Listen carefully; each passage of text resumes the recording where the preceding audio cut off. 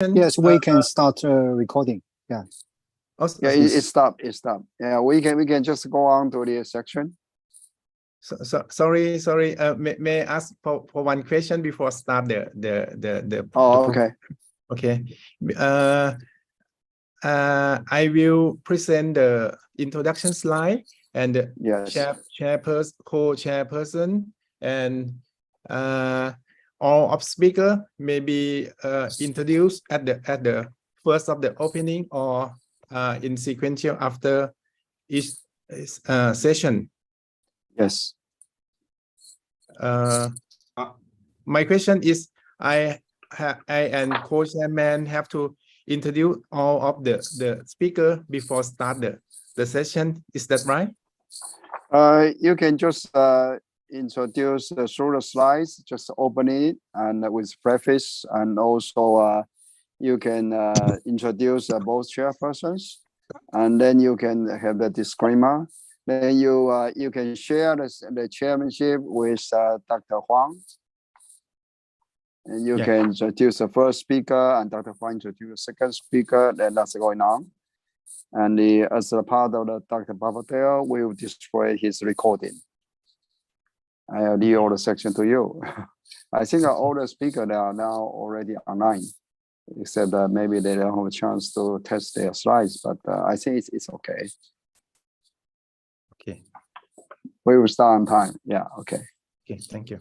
Yeah. No problem.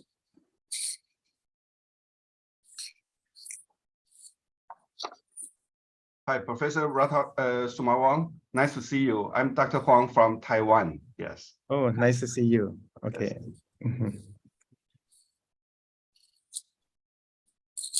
Okay, let's start the session. Yes. All right. Before we start, can I just check a quick check on my slide, see whether I can share screen just very quickly? Hi, Dr. Yes, Jaya please. from. Yes, please. Yes. Yeah. Please. Okay. Yeah. I just want to see. Okay. All right. I think I should be able to. All right. Okay. Fine. Fine. Okay. Can you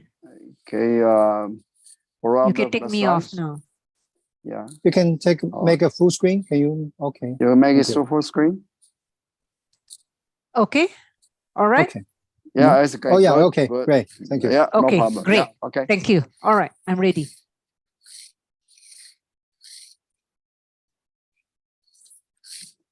Some more introduction slides.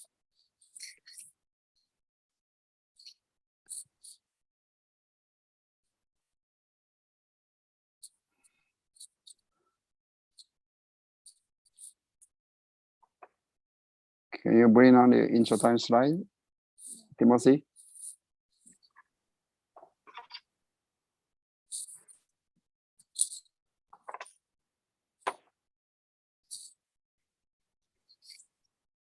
Okay.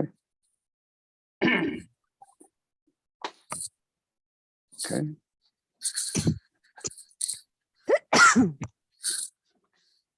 Welcome everyone to APSC Crown Forum of Cardiovascular Disease Series. Today, we will talk about continuing progress in management of acute and chronic heart failure of all ejection fraction spectrum. Clinical management of acute and chronic heart failure is continuing to make progress in pharmacological, interventional, and pressing device, with significant success of ARNI and SGLT2 inhibitor in series of clinical trials. Guideline-directed medical therapy for heart failure reduced EF and heart failure mildly reduced EF has been suggested to be quadruple, not only triple. Combination of ARNI, beta blocker, MRA, and SGLT2 inhibitor. Also, SGLT2 inhibitor has become the only choice with evidence less with MRA spironolactone in pharmacological management of heart failure with preserved ejection fraction, particularly in women. In acute heart failure, early natriuresis seems confirmed to be both a decongestion biomarker and long-term outcome predictor by ADVOR acetazolamide trial. On the other hand, TEER and conduction system pressing alone or backup with CRT has achieved great success in reversing the tragic descent of advanced chronic heart failure with reduced ejection fraction. It's time to refill our knowledge gap in total care of heart failure. I'm Dr. Kasem Ratanasma Wong, Vice President of the Heart Association of Thailand under the royal patronage of His Majesty the King, will be the chairman in today for this session. With my co-chairman, Dr. Chun Yao Huang, Professor, Division of Cardiology, Department of Internal Medicine, Taipei Medical University, Adjunctive Profession, National Center University, Taiwan. Today we have invited 6 speakers with the 6 interesting topics, and the content of this webinar is copyrighted by the APSC and should not be distributed without the prior permission of the APSC. The views and opinions expressed in the webinar are those of the faculty member and do not necessarily represent those of the APSC. The live stream content of this webinar will be made available via APSC Cloud, APSC Facebook, and YouTube page. Let's start with the first speaker. May I introduce the first speaker, Dr. Jayamala Lachadurai from Malaysia. She's the consultant cardiologist at the Sam Darby Medical Center, Selangor, Malaysia. Her talk is From Triple to Quadruple Guideline-Directed Medical Therapy in Contemporary Treatment of Heart Failure with Reduced Ejection Fraction, Who, When, and How. Welcome, Dr. Jayamala. Please. Thank you very much, Mr. Chairman, for the introduction. I'm representing the National Heart Association of Malaysia, and I work in Sime Darby Medical Center. I have nothing to declare with relation to this presentation. In 2019 and in 2020, there were 2 pivotal clinical trials that were presented. 2019 was DEPA heart failure, and in 2020 was the MRA reduced. And as a result of these 2 trials, we showed very positive effect of SGLT2 inhibitors in patients with chronic heart failure and reduced ejection fraction. First, the ESC in 2019, and then the ACC in 2020 revised their guidelines and began a shift from triple guideline-directed medical therapy to quadruple medical guideline-directed medical therapy consisting of ACE, ARNI, beta blockers, MRA, and SGLT2 inhibitors. So I've been asked to talk about, is this quadruple GDMT who for everyone? First of all, who? Well, first we shall talk about the type of heart failure and the New York Heart Association functional class. Almost all the trials which were done in chronic heart failure were in patients with class 2 to 4. This is for the ACE, ARB, beta blockers, MRA, SGLT2 inhibitors. For the ARNI, it was 2 to 3. ARNI is 2 to 3. Okay. Well, when we look at patients who are asymptomatic or New York Heart Association 1, the trials, not so many. There have been ACE, ARB, beta blockers, and SGLT2 inhibitors. So if you're looking for evidence-based medicine, if the patient has got a reduced ejection fraction, but is asymptomatic, and if you're going by clinical trials, then we do not have enough evidence for quadruple therapy in this group of patients. What about acute heart failure? Well, for acute heart failure, yes, we do have evidence for all the drugs. Then there are certain other features in the patients that one may have to consider. For example, if the heart rate is very low, less than 50, you may not be able to start the patient on a beta blocker. Blood pressure, in almost all the clinical trials, the drugs were started when the systolic blood pressure was more than 100. And the third important factor is chronic kidney disease. All the drugs have been well tested in patients who have an eGFR more than 30. When it is less than 30, it is a slightly different story. For example, ARNI was only studied in a very small study in patients who had eGFR between 25 and above. And for MRA, spironolactone and eplerenone, it was for more than 30. And only finerenone was for eGFR, which is more than 25. And for SGLT2, it is for more than 20. So there is this whole gray area where the patients who are less than 25 or 20 eGFR, we do not have evidence whether they need the quadruple GDMT or not. There's not enough trials. Of course, the other important factor is the potassium. If the potassium is too high, then you may want to consider reconsider the use of an MRA. And there were other conditions, such as the non-cardiac causes of heart failure, thyrotoxicosis, severe anemia, which were excluded in the trials, including significant valvular disease, right heart failure, etc. And there are some conditions where you may want to exercise some caution. For example, if your patient has asthma and obstructive airway disease, you may want to use your beta blockers more cautiously. And if he has recurrent urogenital infections, then you may want to be very cautious about using SGLT2 inhibitors. So that moves on to the second question. When do you start? Well, if you go by the clinical trials, RAS inhibitors, beta blockers, SGLT2 inhibitors were usually initiated when the systolic blood pressure was more than 100 and the patient was off all inotropes. In addition, in the SGLT2 inhibitor trials in acute heart failure, the drug was initiated when there was no increase in the diuretic dose in the last 6 hours, IV inotrope and vasodilator, excluding nitrates, have been stopped, and in some trials, the patient had to be converted to oral diuretic therapy before the SGLT2 was started. And for MRA, of course, if you're not talking of finerenone, it can go up to 25, but in eplerenone and spiro, it should be more than 30, and the serum potassium should be less than 5. So what do the guidelines say, both the AESC and the ACC, as to how we go about giving this guideline-directed therapy?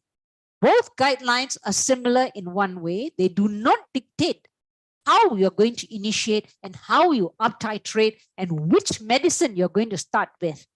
They just emphasize that you should establish all patients on all 4 medications. How you're going to start, it could be individualized to get to the goal. And they also highlight the urgency to get to goal quickly. And this is based on the strong heart failure trial, which showed that if you can reach your maximal tolerated dose of your 4 pillars, you had a better 6-month outcome for CV death and heart failure hospitalization. They also recognize that heart failure hospitalization is an opportunity to optimize therapy and overcome therapeutic inertia. And in fact, this is from ACC. Step 1 medications may be started simultaneously at low doses, and these medications may be started sequentially depending upon clinical and other factors without need to achieve target dose before initiating the next medication. Now, what I shall do in the next few minutes is to tell you how we advised our patients to do it. In June of this year, we launched our 5th edition of our clinical practice guidelines on management for heart failure. This is mainly for the use of our doctors in our hospitals, mainly from the Ministry of Health. We called these 4 essential medication foundational heart failure medications, and the initiation and up titration should be guided by the patient's clinical status, heart rate, blood pressure, fluid overload, renal function, electrolytes, tolerance, and comorbidities such as AF, diabetes, kidney disease, and pulmonary disease are also important considerations. We stress that this should be initiated at the same time, starting at low doses of the 4 different medications, and rather than waiting to up titrate each individual drug to the maximum tolerated dose before starting the next drugs. And they should all be initiated, albeit at all low doses, when the patient is admitted with heart failure. They can be up-titrated to the maximally tolerated dose, and we emphasize that LVEF need not be assessed before each dose titration. This is our flow charts that we came on with acute heart failure. Depending upon the clinical situation and the blood pressure, you give diuretics, inotropes, and when you find that patient is no longer in acute heart failure, we emphasize you starting the oral medications. And we had two flow charts. One for patients who eGFR is 30 and more, and the other for the eGFR is less than 30. So we shall first look at our first flow chart. Patient comes in with heart failure. We advise diuretics, blood pressure, and vasodilators and inotropes depending on the blood pressure. And subsequently, once it's stable, you go on to oral medication. And then the first thing, you look at eGFR. If the eGFR is less than 30, we go on to flow chart 4.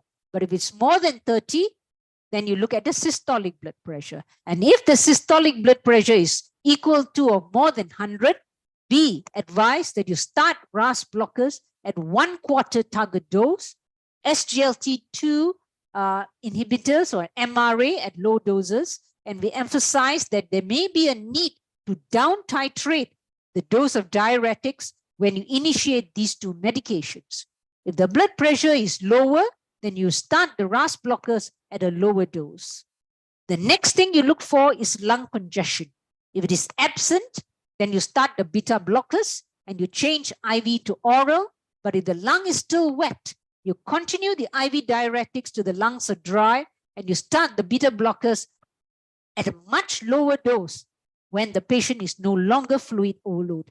So when the patient is discharged, he's on all 4 foundational heart failure medication in addition to the oral diuretics.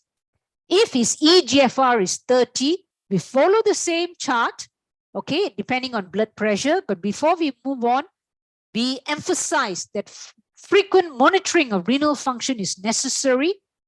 The exact frequency needs to be individualized. The more advanced the CKD, the renal function should be checked more frequently.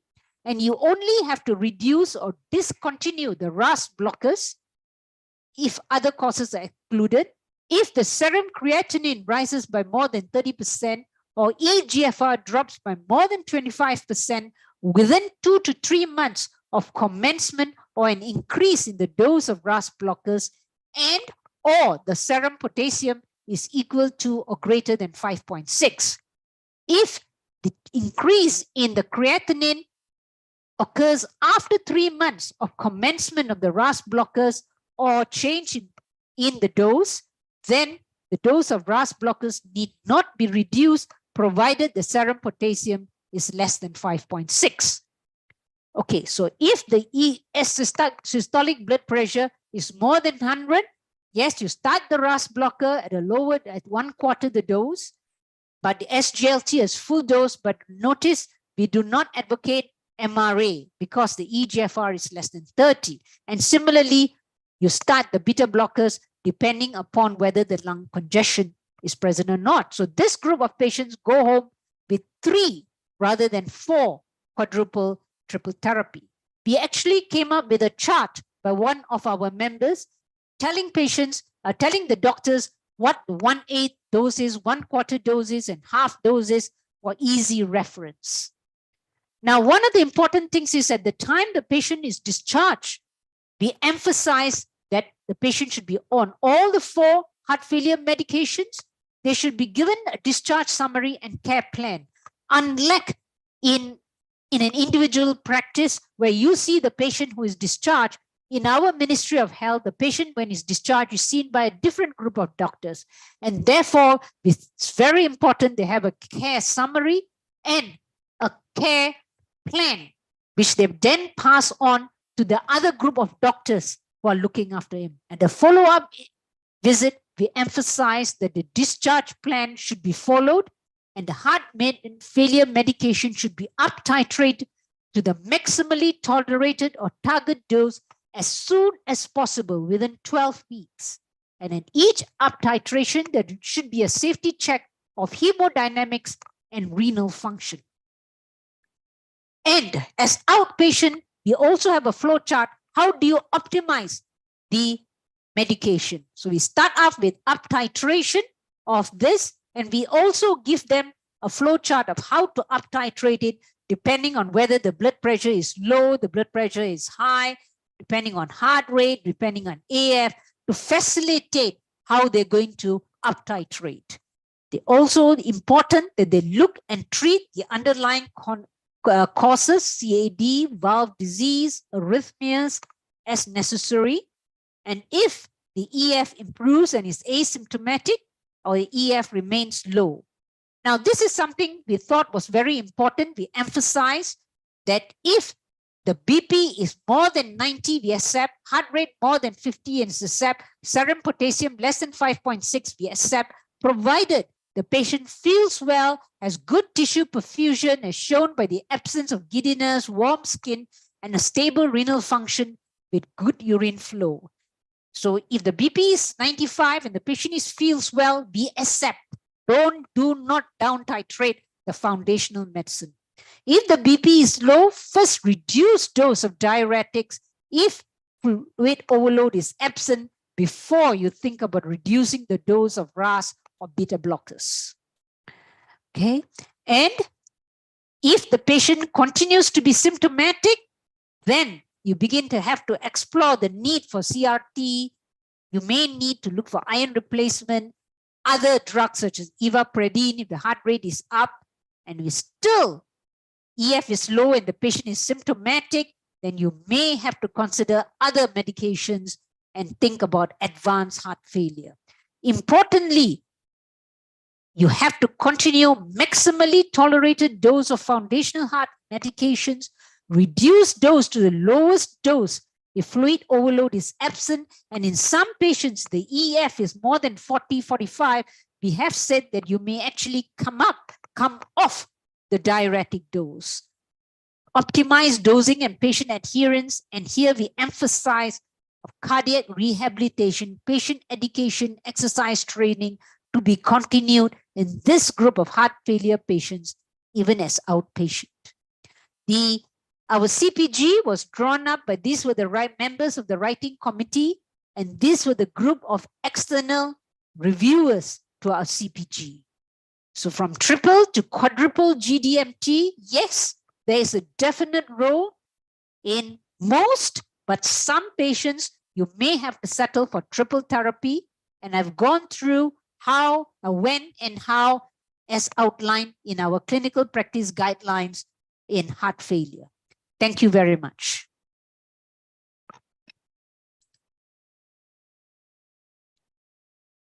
Thank you very much for your excellent talk, Dr. Jayamala, and congratulations for your national guidelines, very practical. And you have the clear flow chart and recommendation in the acute heart failure for initiating the 4 pillar. My question is, because you told that you achieve the maximum tolerated or the dose recommend in the 12 weeks or about 3 months. I would like to know that the usual duration of follow-up in your heart failure patient in your country. Okay, one of the things that we have actually put forward in this guidelines was that if the patient is discharged from a cardiology setup, he should they have heart failure clinic attached to that private hospital, and it's only when the patient is stable, which hopefully he has already reached 2 to 3 months, that you send them to the primary care hospital. So right now, in some centers, in the large centers, yes, they're being followed up in the heart failure clinic, but this is the way forward. Like I said, this is actually our suggestion to the Ministry of Health and to the other cardiology centers in the large hospitals of how to go about initiating it. and how to go doing it in the heart failure clinics. Okay, thank you. And Professor, I'm Dr. Huang, and I also congratulate for your very detailed guidelines and but I'm wondering that can you share us how to make it into practice? Because there are so it seems that in your country the upfront 4 pillars altogether is the opinion right now. But in reality, it is hard to put into practice. So do you have any systems or coordinators to manage that, or to have some to ask all the doctors in this group or follow these rules? Thanks. Okay, thank you very much for your question. I think firstly, it has to be initiated at the cardiology centers. And we do have cardiology centers in almost all the large government hospitals in the country. So they initiate it, and then it follows up at the heart failure clinic, which attach the hospital before they're passed back to the primary healthcare. Now, this guideline was endorsed by the Ministry of Health. And before we actually could launch it, we had a meeting with the Director General of Health, where all the stakeholders were there. And we recognized that most of the medications, the RAS blockers, the beta blockers, and the MRA is easily available in the primary health clinic. It is only at this present moment, the SGLT2, but there's also good news that it is also being available now in the generic form in our country. And the primary health care clinics have also said that, yes, they may want to slowly increase with increased budget. Maybe there will be an increased quota of obtaining this group of medications for heart failure. Right now, the quota is only for diabetic patients because it has not yet been told to them that it is a heart failure medication. So this is what we are putting forward, and we hope that in a year's time, in 2 years' time, that it will materialize, that this is the stepping stone. It is the start of what we hope will be 4 pillars initiated in all patients. Yes, great to hear that the SGLT2i has also been available in Malaysia, and recently in Taiwan we have start to reimburse in our systems. And but do your government? The other question is, do your government have any to encourage the post-acute care? Any other funds for your proceeding about the continuum of the heart failure treatment from the hospital to the community? Okay, this is again something we have put forward in our guidelines, that maybe we should have community centers. In fact, this was one of our external reviewers, was a non-medical person, actually suggested that once a patient is stable, that the patient for cardiac rehab, he should actually go down to the centers, the community centers should take up, and this should maybe by the NGOs, etc. Basically, it's a cardiac rehab with emphasis on exercise, physio, and community well-being. That it is a step forward, and we can see, but it requires a lot of assistance and push from hopefully the Heart Foundation, NGOs, and with the ministries providing some guidance. Do you mention about the worry quad in your recommendation guideline? I beg your pardon? The position of the worry quad in your guideline. All right. Yes, this is right now. It is going to be launched soon, but I guess most of these patients are already quite advanced heart failure, and they will be at the cardiology centers in the large hospitals. It is not for the other small hospitals. So already these are very good, very sick patients, and they would be in large hospitals, in cardiology centers, and this is an option that may be available soon. Okay, thank you. Okay, we will move to the next speaker. My co-chairman, please invite for the next speaker, please. Thank you, Professor. And hi, hello everyone. I'm Dr. Huang. I'm from Taiwan, and it's my honor to introduce the second speaker, actually from the same hospital of mine. And Dr. Shi Qianyi is currently the assistant professor of the Department of Cardiology and the Taipei Medical University. And he also leads the heart failure team in our hospital, and recently had been get acquainted by AHA ACC guideline, Get with the Guide program of the silver medal. And today the talk is about biomarkers, the urine sodium analysis as a decongestion biomarkers and long-term outcome predictor in acute heart failure therapy, implication of the ADVOR trial. Dr. Shi, please. Thank you, Chairman, for your kind introduction. Okay, Mr. Chairman, ladies and gentlemen, I'm Qianyi Shi from Taipei Medical University Hospital. First, I would like to share my slides here. Okay, it's my pleasure to be here to talk about this issue. I think it is a very important issue, but you might not be very familiar with it, but it's very practical. So just like Professor Huang just introduced, we're going to discuss about urine sodium analysis. We use it as a decongestion biomarker and the long-term predictor for patients with acute heart failure. And we're also talking about a late-breaking trial, which was published in New England Journal of Medicine last year and the ESC conference. That's the ADVOR study. That's a study for using acetazolamide as a combination therapy with loop diuretics for acute decongestion. Now, firstly, I would like to introduce this at first. And just like the previous talking about, here we have the novel quadruple therapy, guideline-directed medical therapy to reduce the morbidity and mortality in HFrEF patients. But still, we have the main issue for treating patients with acute heart failure.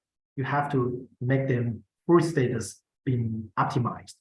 So the symptoms and signs of congestion remain the main cause for hospitalization for heart failure patients. If you look at the previous clinical study data, in patients with ambulatory chronic heart failure status, even in the recent paradigm heart failure study, you can see that even after sacubitril/valsartan therapy, we still have a residual risk for readmission and cardiovascular death. The rate up to 20% at 2 years is around 20% the event rate here. But the patients with recent hospitalized for acute heart failure status, the risk was even higher. For recent hospitalized heart failure patients, their residual risk for getting a readmission and heart failure death can up to 60%. That means more than half the patient will get a new event within 1 year. That's the data from circulation heart failure almost 10 years ago. But nowadays we have a better guideline-directed medical therapy. But I think the congestion status is still a good and important parameters for prediction patients' clinical outcomes. If you have a residual congestion at discharge time, you will have a worse outcome after the discharge event. That's why current universal guidelines suggest that we should optimize the patient's volume status, and it is recommended for patients who are just hospitalized for heart failure should be carefully evaluated with the symptom signs for congestion. And before they discharge, we should give them oral medical therapy for decongestion treatment, just like diuretics. And it is recommended to use the evidence-based oral medication before discharge and should arrange a recent outpatient clinic follow-up within 1 to 2 weeks. That's the guideline said. And this is I think is a quite important study that compare with the total body volume, that's the plasma volume status, as the heart failure outcomes after discharge. In a acute heart failure status, if you have a higher plasma volume status, it's correlated with the future outcome, just like heart failure hospitalization and mortality rate will increase if the volume is with the incremental change as compared to the baseline volume status. If the volume status get increased, you will have a higher hazard ratio for book-back prognosis. And the significance for the statistical value can be even more significant at that time. So after discharge, we should optimize our patient's volume, maybe minus to 5 to 10% of total body volume will get the risk much lower as compared with the congestive status. And nowadays we have the decongestive therapy in the guideline, and all the guidelines suggest that this is a class 1 recommendation therapy to use loop diuretics to treat heart failure patients after discharge, even for patients with HFrEF as well as the patient with HFnREF and HFpEF. Then class 1 recommendation means that this kind of therapy is very important. However, the level of evidence is only C. So we can just look at the evidence which we mentioned about the effects for loop diuretic therapy. I think the most important trial was this dose study. Dose study is, the full name is Diuretic Optimization Strategies Evaluation Study. It is a prospective double-blind randomized trial, which enrolled more than 300 patients with acute decompensated heart failure. And it's conducted in the United States with a government-sponsored trial, which is mainly conducted by the NHLBI Heart Failure Clinic Network. So that means that this trial is not related to the commercial or single pharmaceutical companies. So they would more focus on the pragmatic treatment experience and how do we use these treatment strategies. And they compared with two kind of different strategies, including a higher dose as compared with the regular dose of diuretic therapy. The home dose was according to the patient's previous furosemide dosing at their chronic status. And they also used a higher dose with more than 2.5 folds of home dosage during the acute decompensated status. And then also compared with the continuous versus bolus administration. And you can see that even we use higher dose or even use continuous infusion, the clinical outcome seems the same. The clinical results was neutral. There's no statistical difference between the different strategies. Furthermore, we can look at the event rates in here. After an acute decompensated event, the days comes from the first discharge event after 60 days, that's only 2 months. We have up to 50% of patients who get readmitted or get new heart failure events during the first 2 months. That's quite high.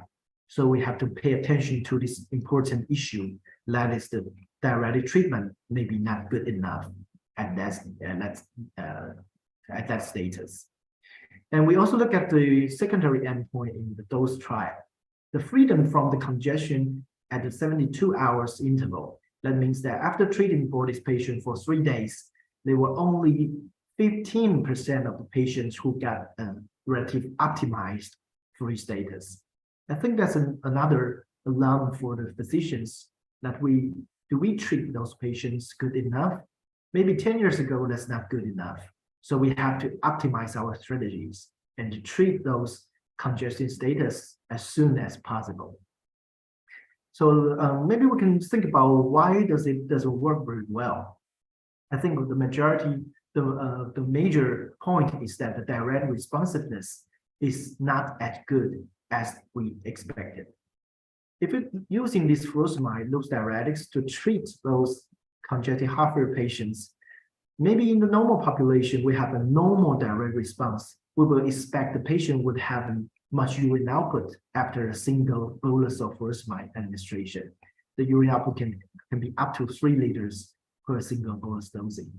But in the real world data from the United States, if you treat those patients with acute decompensated heart failure, you can see that the average responsiveness for those loop diuretics was not good as possible. And that's expected. It's even less than 1 liter of the urine output. The majority of them was even less than 0.5 liter, only 500 cc of urine output. So I think this is one of the obstacles we have to encounter. That is the diuretics responsiveness seems like not good enough in the heart failure patient population. And if we look at the diuresis in the nephron, you can see there's a very long tubules, the renal tubules, along with the nephron structure. And the sodium is freely filtered in the renal glomerulus, as almost 99% is reabsorbed in the renal tubule. And the largest part for the reabsorption happens in the proximal tubule in this site. You can see that up to 65% of sodium reabsorption is located at the site of the proximal tubules.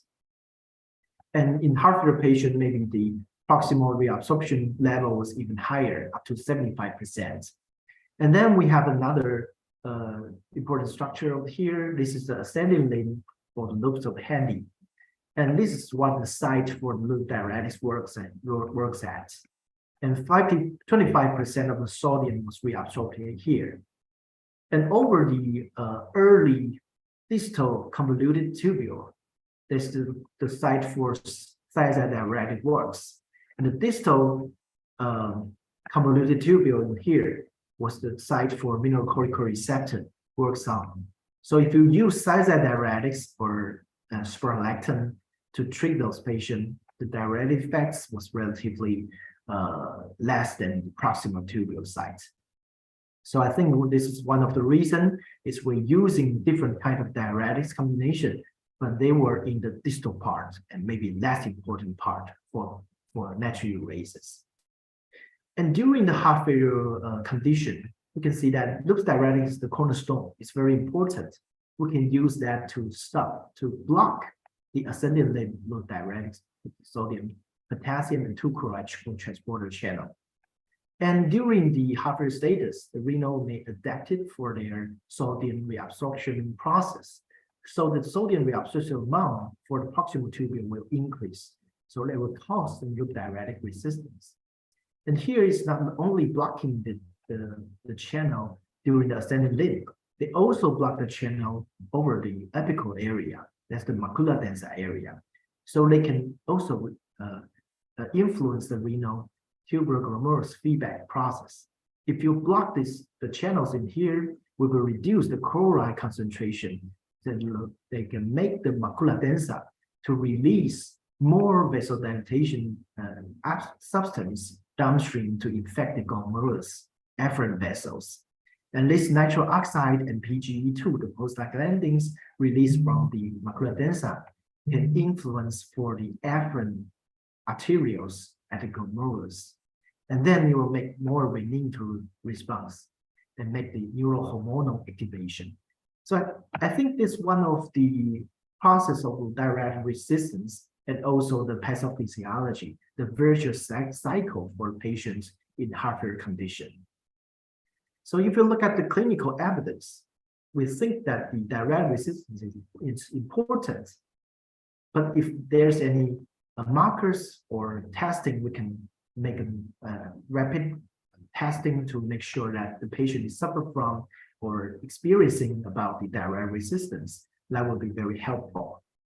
And this is a paper which was published from the investigators from Cleveland Clinic.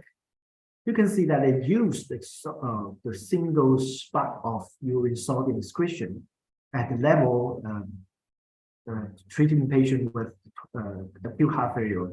You use it after furosemide administration and get the urine sodium samples at that time. You can separate those patients with good responsiveness or poor responsiveness. And those patients will have a different event-free survivals. And then if you compare it with the net free output, you can see a positive correlation with a single spot urine output, sodium output, as compared with the total free output. So that's a first connection to compare with those markers together. And then the further study showed that if you use the spot urine sodium 2 hours after collection, after furosemide administration, there was a good responsiveness. I mean, the correlation between the spot sodium output and the total amount of urine output within 6-hour urine collection.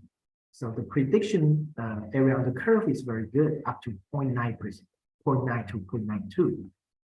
And then if you compare with the total urine output as compared with the 24-hour urine output, they still have a very good correlation, a positive correlation between them. So in brief, maybe you can use the spot urine sodium excretion, the concentration after diuretics administration, to predict the total urine output amount after 24 hours of treatment. And here's the diuresis response prediction equation. We use the similar concept. If you got the urine sodium sample after furosemide administration, then you can calculate for the predicted total urine amount. And you can use this as a biomarker to look at whether the patient is receiving the adequate diuretic treatment or not. And this urine sodium spot urine, we have a threshold which is defined as 50 milliequivalent per liter. And this level was chosen based on the pharmacodynamic principles that the loop diuretics have a half-life to almost 2 hours, and their diuretic effects is completed within 6 hours. So if the patient has a suboptimal level, less than 50%, 50 millieq per liter, I think that means the patient may suffer from a diuretic resistant status. And after 6 hours of that furosemide administration, we should have a urine sodium excretion more than 100 millimole. If it is less than 100 millimole, I think the responsiveness was also not good enough. And after all these scientific results, the experts in Europe, they published a positional paper to address this issue, and it's published in 2019. Just very good and useful algorithms to treat patients with acute decompensated heart failure or acute heart failure with congestion. Firstly, we evaluate for the volume status whether the patient received loop diuretics as a baseline therapy or not. If he or she was loop diuretics naive patients, maybe we can start the dose around the furosemide equivalent dose to 20 to 40 milligrams intravenously. If they have already received the loop diuretics at home, maybe we should start the dose 1 to 2 times level of the intravenous dosing as compared to their home dosing. And we ask the patient to empty their bladder and collect their urine. And during the spot urine analysis, 2 hours after the first dose of loop diuretics intravenous administration, we also collect the total urine amount after 6 hours of collection. If the patient has a sodium excretion volume more than 50 to 70 milliequivalent per liter, that means the responsiveness is quite well. Then we evaluate for the congestion status again. If it's good enough, maybe the single burst dose works. If it's not good enough, we have to repeat it every 12 hours until they got the optimal volume status. And then if it is not good enough, maybe we have to double the dose of loop diuretics or consider other combination therapies.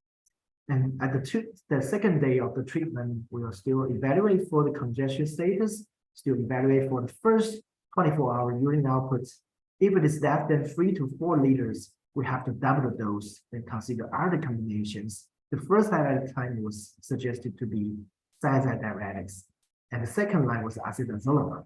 Third line is SGLT2 inhibitors. But right now, we know that maybe we'll have a different priority for using these drugs according to current evidence. And if the medical therapy failed, maybe we can consider ultrafiltration as a bailout therapy.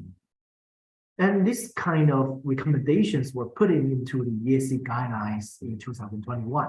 So you can see that they put a very nice algorithms over here that you can just put into your grading practice. Firstly, still the oral diuretics maintenance therapy. Does the patient receive it or not?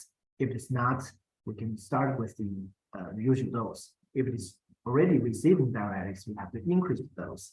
Then we check for the urine output, sodium output, and repeat the dose every 12 months if it's not good enough. And then we still checking for the first day output, whether it's adequate or not. If it's not adequate, we have to repeat it again and again and double the dose, and then we consider combination therapy. I think this guideline mentioned about several important things. The first thing is that the door to diuretic time I think the guideline is very, very urgent. So that means that in the congestion status, maybe we have to treat patient as soon as possible. The second thing is that we have to early evaluate the diuretic effects within hours. We cannot wait for the patient to evaluate free status by a daily evaluation. And you have to do it every 2 hours, 6 hours in the first several days. And then we can approach the dosing according to diuresis and natriuresis effects. And we only stop the medication when the patient is dry enough. And we have to continue guide-directed medical therapy, just like for the prognostic beneficial treatment. And during the acute heart failure guideline, they use the different class 1 recommendations for loose diuretics. And they also give the class 2A recommendations for thiazide diuretics if the patient have been resistant for loose diuretics as monotherapy. But is thiazide diuretics good enough? Maybe we can think more about that. The thiazide can work distal in the nephron, but because it's distal, so the natriuresis effect can be poor diuretic effects. But this medicine can counterbalance the distal hypertrophy if the patient is chronically using high dose of loop diuretics. And it can also work even in the low EGFR status. But the patient have a slow GI absorption for thiazides. So maybe we have to start thiazide before loop diuretics administration. Otherwise, you won't get the good enough treatment effects. And then the medicine have a good, relatively longer half-life.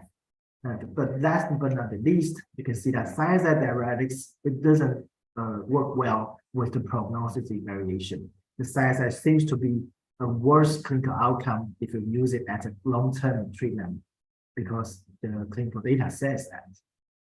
Now, what about the other? Actually, you are running out of time. Please, quick. Thanks. Oh, sorry. What about this? You can use it. Can we use this spironolactone as in decongestion therapy? Maybe according to the evidence, you can use it as a disease-modifying therapy.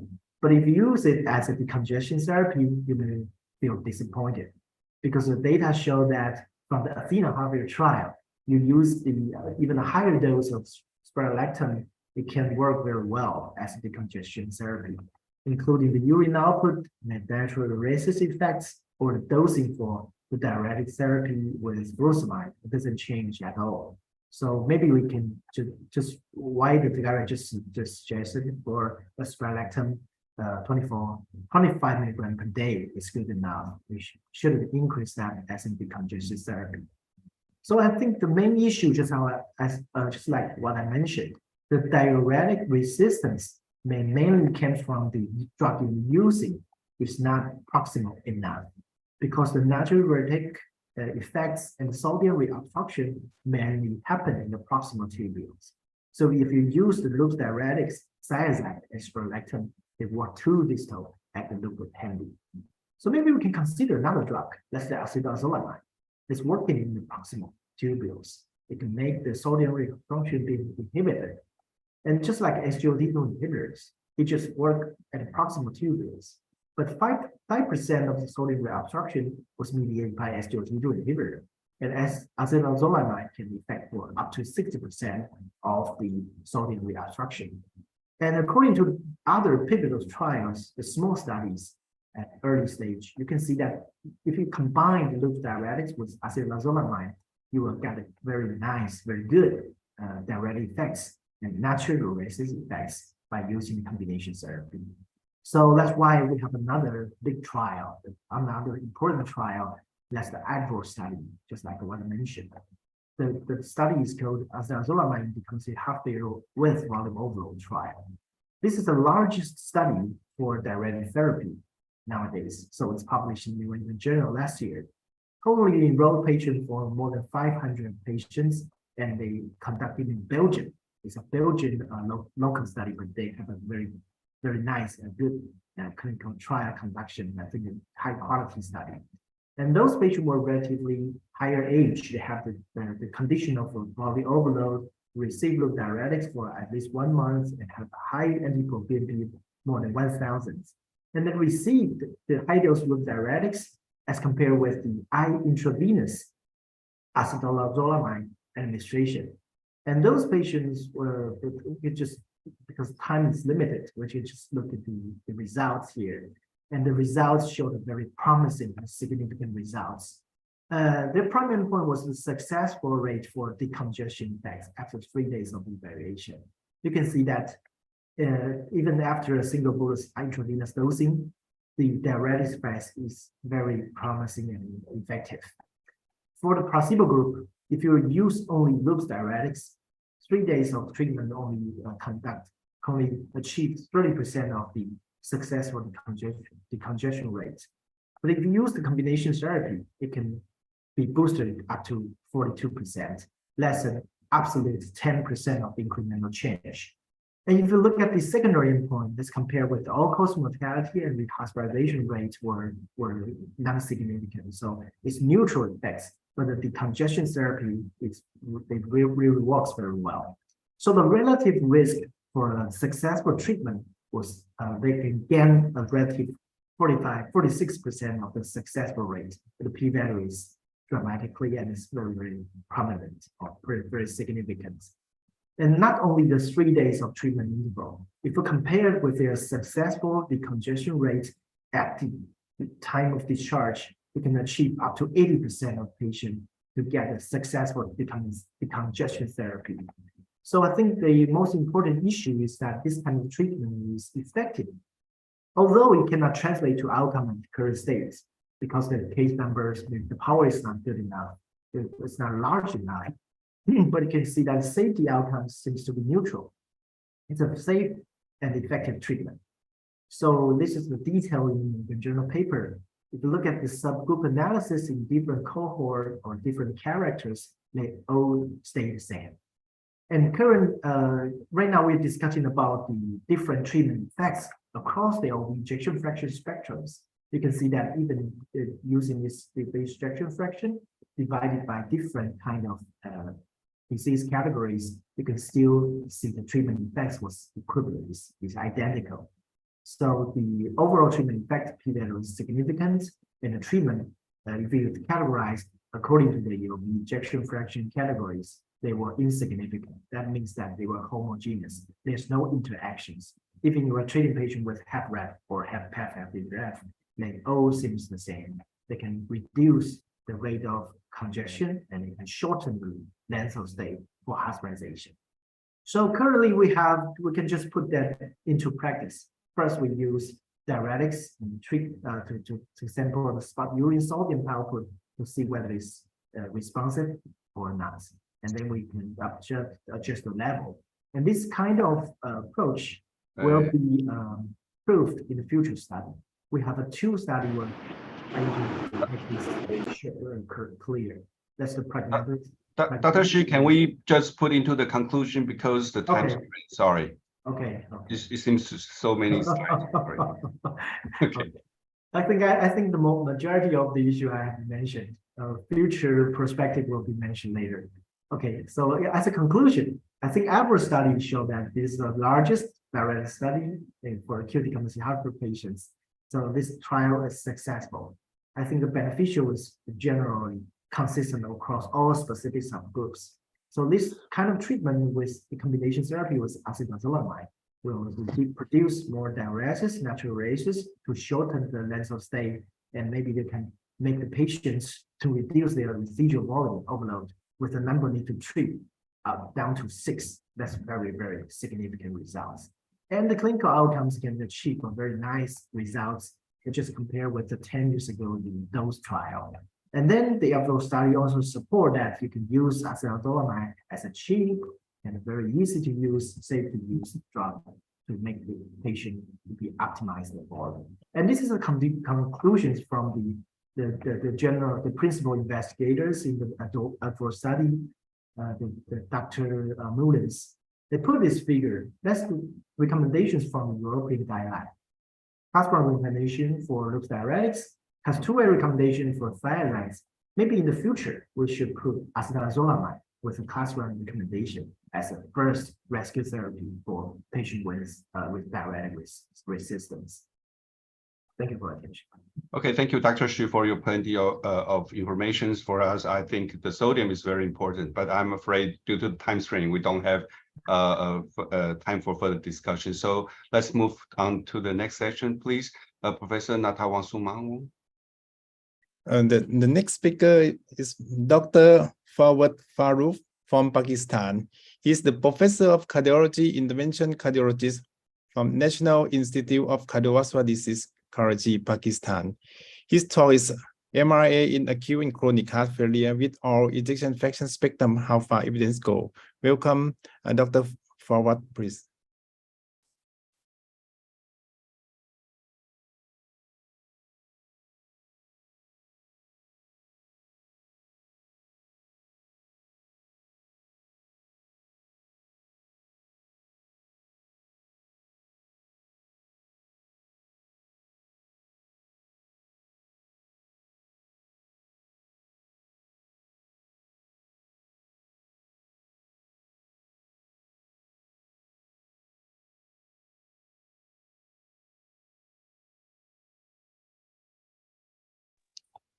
Mr. Chairman, I don't think he is coming. He has the pre-recording. Please open the pre-recording of the Dr. Fawad. No, I don't think he gave to me. He didn't give to me. Yeah. Oh, okay. No, So, I don't know why. okay. Sorry. So No problem. We can forward for the next speaker. Okay, and become again. The next speaker, I will introduce Dr. Ekarat Ariyachaipanit from Thailand. He's from the Division of Cardiovascular Medicine, Department of Medicine, Chulalongkorn University, an excellent center of organ transplantation, King Chulalongkorn Memorial Hospital. His talk today is update guideline directed medical therapy for heart failure with preserved ejection fraction. Sex difference do exist. Welcome, Dr. Ekarat, please. Thank you, Dr. Kasem. Can you hear me well? Yes, Dr. Ekarat. Okay. Let me start with sharing my screen.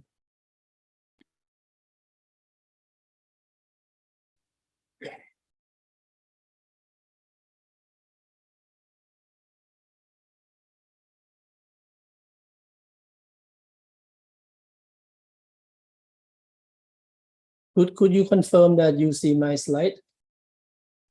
Yes, please. Okay, so it's my I feel really lucky and honored to be a part of this, and I would like to thank APSC for this opportunity to share my review with other distinguished speakers. I feel lucky and honored because we are focused on the heart failure. And the topic that was assigned to me is update guideline-directed medical therapy for heart failure with preserved EF. Sex difference do exist.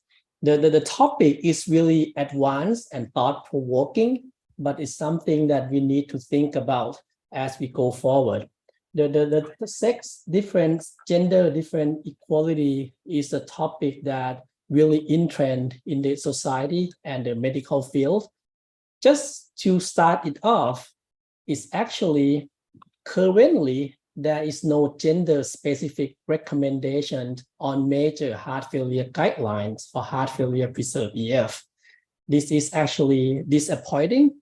Not only heart failure guideline, but there is no sex-specific recommendation in hypertension, in diabetes, in obesity management. We're not talking about something so specific such as peripartum cardiomyopathy or chemotherapy in breast cancer. But in general, currently, we all treat male and female patients the same way. I do not need to repeat this slide. Heart failure are important, carry really high mortality and morbidity, as I show you the number on the left here. Just to focus down here as we focus on preserved EF. Heart failure preserved EF are equally bad as a reduced EF.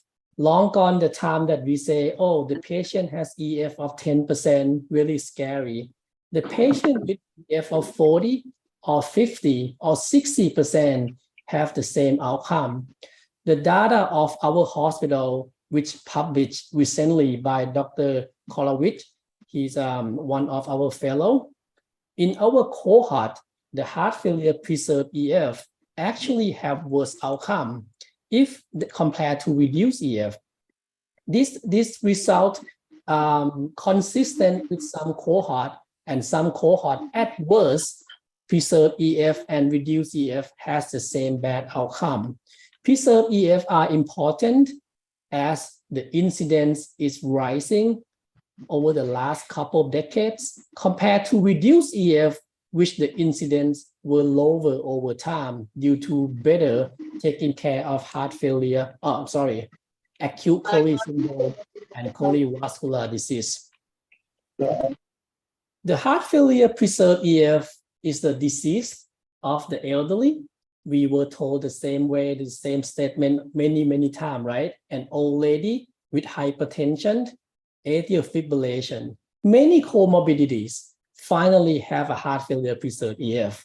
If we look into the profile, heart failure preserved EF are predominantly by female as a 2-to-1. So around 60 to 66% of the preserved EF are female, usually older than reduced EF and has higher comorbidities. The picture on the left here is actually one of my patients. You can look at here at the heart failure clinic. We celebrate her 1 century, 100th birthday. Unfortunately, she's not here with us anymore, but at that time, we were treated her as a heart failure preserved EF.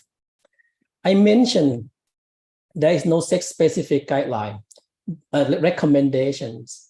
I mentioned female patients are common in heart failure preserved EF. So should this be changed in the future, and why should we change it? If we look at this article recently published in Circulation, more and more calling into gender and sex difference in cardiovascular disease. Not only from the heart failure standpoint, we have learned many things from MI field. I believe many of us have heard that the women have a different ischemic symptoms compared to men. We have learned many things in evidence-based medicine from men patients. This partially could be because of initially the disease are predominantly in male, and later on with the aging society, more women having it. So as we apply the male evidence into the female evidence, female patients, it may not be the case. How about heart failure? If we look at the heart failure risk factor, some of them are more specific to women, such as pregnancy, lactation, the hormone related, like the PCOS or the menopause state. Some are specific to men. Some risk factors are co-dominant in male and female, but some are more common in men, such as smoking, MI, peripheral artery disease, and some are more common in women. And the main item here that relate to preserved EF is the LVH, the aging, obesity. This is a flowchart to say that the phenotype of the preserved EF in male and in female may not be the same. Estrogen has been put on as one of the key roles that why preserved EF onset in elderly women happen after menopause. The estrogen has many good benefits toward multiple mechanisms, oxidative stress, endothelial functions, inflammations. It has effect on the neurohormonal and the extracellular matrix. And once the estrogen is gone in the menopause, this could be the reason why if you look at the prevalence of the heart failure preserved EF, yes, as people age, the incidence of heart failure preserved EF will go up. But in women, it's sharp rising after the menopause. This is compared to reduced EF. This can be shown in another way. If we're looking at all heart failure patients compared to male to female, the EF distribution would be different. I just try to introduction all of us to see how important of the gender difference in preserved EF and why it has to be preserved EF, because this phenotype predominantly male and female are different. Please note right here, the EF mark here is 60%. And I will come back to this 60% later as we discuss about below normal or what is the cutoff of the benefit of the medications. So one last thing about epidemiology. The male and female patients may not respond to the risk factor the same. This example is the patient with hypertension. The women tend to develop LVH more than male with the same hypertension. The treatment of hypertension resulted in the LVH resolution less common in women. What I try to say is hypertension, the same high blood pressure, resulted in more preserved EF in women. Even though we know this, currently the guideline for hypertension still have the same blood pressure target for male and female. Back to heart failure, I would start with something simple, but it's the only sex-specific recommendation, which is the LVH cutoff of the preserved EF. We all know this. The LVH cutoff to make into structural change, which is one of the definition of the heart failure preserved EF, have a different cutoff between male and female. With the woman have the less cardiac weight compared to meter square. Please note that both of them are indexed to body surface area already. So at any given body surface area, women have less cardiac mass to consider LVH. And this thing may be applied to EF as well, which I will mention later on. Regarding the topic of today, the treatment, as the previous speaker, the first speaker mentioned, we are in the era of 4 foundation medications. The first class would be RAS inhibitor, such as ARNI, ACE inhibitor, or ARB. Then beta blocker, then MRA, and then SGLT2 inhibitor. Even though I said then, I mean all of them combined. Each one depends on the patient to start first. When we move from reduced EF to mildly reduced EF, all medications are still the same, except the class of recommendations are less strong. From all of them being class 1, now only SGLT2 being class 2A, and the rest of them being a 2B indication. For heart failure preserved EF, the thing that missing here is the ACE inhibitor and the beta blocker. So beta blocker and ACE inhibitor are not recommended in patients with heart failure preserved EF unless having other indications such as rate control atrial fibrillations or previously MI. I would like to use this opportunity to share the Thai heart failure guideline, which Dr. Kasem, the moderator, is also the writing committee. We updated the heart failure reduced guideline last year, which already published, and the mildly reduced and preserved guideline are currently under revisions for publications. The reduced EF is the same as other guidelines, but I would like to focus on the preserved EF here. We give the SGLT2 inhibitor as class 1, since currently there are 2 large randomized controlled trials, the DELIVER and the EMPEROR PRESERVE. And we also give the MRA class 2A as the medication has been used the cost is low and we know how to use it well. If we use it well, just to show the figure, the beta block is gone and the ACE inhibitor is gone.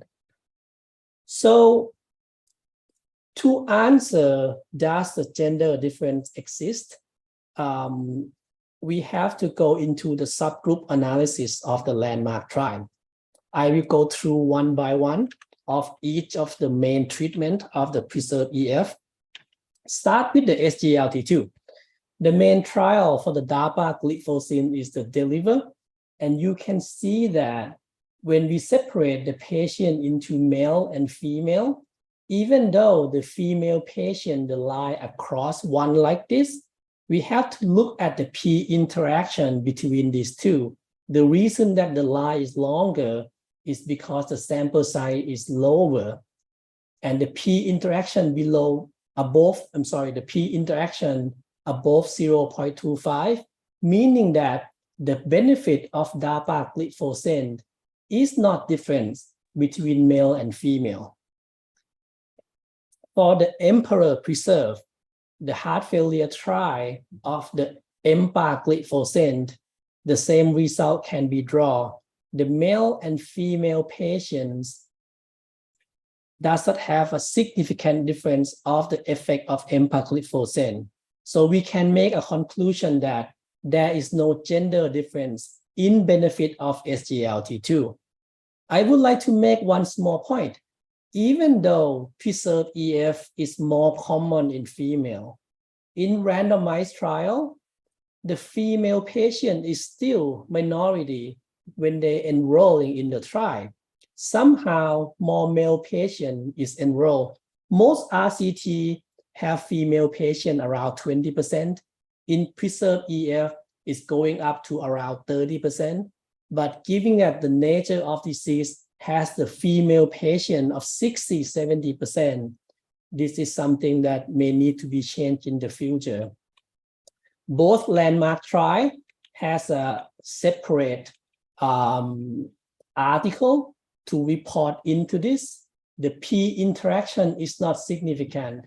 The benefit of empagliflozin and dapagliflozin is not different between male and female patients. Things change quickly with the spironolactone. The landmark trial of the spironolactone is a TOPCAT trial.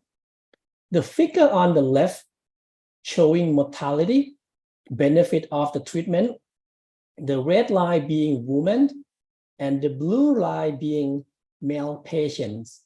And we can see that the dotted line, which is the patient who on spironolactone compared to placebo in patient with heart failure preserved EF, the line split more in female compared to male, and the P for interaction actually significant.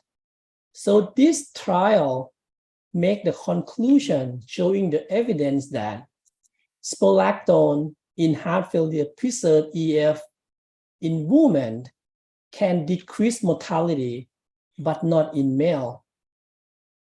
This is a subgroup analysis, so that conclusion is a hypothesis generating. Things is different between reducing hospitalizations, which spironolactone able to do it at the same level. P for interaction is not different between gender. How about ARNI? This is another interesting result. I'm sorry for this figure, but the top line right here is male and the second line is female. Once the main trial of ARNI in preserved EF come out, the Paragon trial, this figure have been seen. The female patients is significantly more benefit compared to male patients in Paragon trial. When we look at the same figure with the same rate being women, but this one, the dotted line is the ARB and the dashed line is the ARNI. Women in this trial has significantly benefit compared to male, especially when decreasing in hospitalization. So this article raised the hypothesis that ARNI reduce hospitalizations in women more than men. Why is this? Why is this happened? We cannot know for sure, but I would like to propose two mechanisms that out there in literature. Number one is the pitfall or the bias of measuring LVEF. In normal population, women have higher normal EF. At any given end-diastolic volume, the woman heart decreased to end systolic volume, which is smaller. So the normal LVEF may not be the same between male and female. We have seen this figure a few times now, last couple of years. This one led by Dr. Lam. She has been proposed that the normal EF for women is higher. And when we think about this, if that medication is benefit in mildly reduced or reduced EF and not benefit in preserved EF, but we measuring the EF of the woman is higher, the normal EF of 50 is actually reduced EF for female. So maybe, just maybe, we don't know, just a hypothesis generating, women with heart failure preserved EF benefit from the treatment at higher LVEF, even across the LVEF, as I show with the mineralocorticoid receptor antagonist or the ARNI, compared to men who usually benefit to the treatment at the lower end of the preserved EF. Another reason that has been proposed in literature is how the pharmacokinetic play a role. This seems to be logical. Women tend to be smaller size, but not only that, the absorption, the protein bound, how the medication go to the receptor. This article thoroughly go through gender difference between pharmacokinetic and dynamic between sex. This article, on the other hand, I just come across this article for the first time when I review this topic. There has been study, this one for the reduced EF, not the preserved EF of our topic. It showed that the woman patient with reduced EF in randomized trial get the full benefit of the GDMT once they reach 50 to 60% of the recommended target dose. But the GDMT now still recommend the same target dose for male and female. I will skip this one for the sake of time. For the conclusion, I would like to make this full statement. Number one, heart failure preserved EF is one of the most profound sex difference in cardiovascular medicine due to the prevalence of women being outnumbered men, which is not many conditions in cardiovascular disease that has women more than men. In the randomized controlled trial of heart failure, there is no gender difference in SGLT2 trials, but may be difference in favor of women having more benefit compared to men in spironolactone, ARNI, and ARB. In the future, sex-specific recommendations may help extend the use of GDMT in women. This example may be ARNI in men only below normal, but across the EF in women, or the spironolactone may get the higher recommendation class in the woman compared to men. For the suggest reading, I would suggest this article, which led by Dr. Caroline Lam, Singapore. And with that, and thank you for your attention. Thank you, Dr. Ekarat, for your excellent talk and it's interesting data and reason for explain for the sex difference. And may I ask you the first question? Do you think in the practice, if you the patient with the heart failure with preserved ejection fraction in men and preserved EF, do you still use the MRA or the ARNI as the women? Okay. Yes, thank you, Dr. Kasem.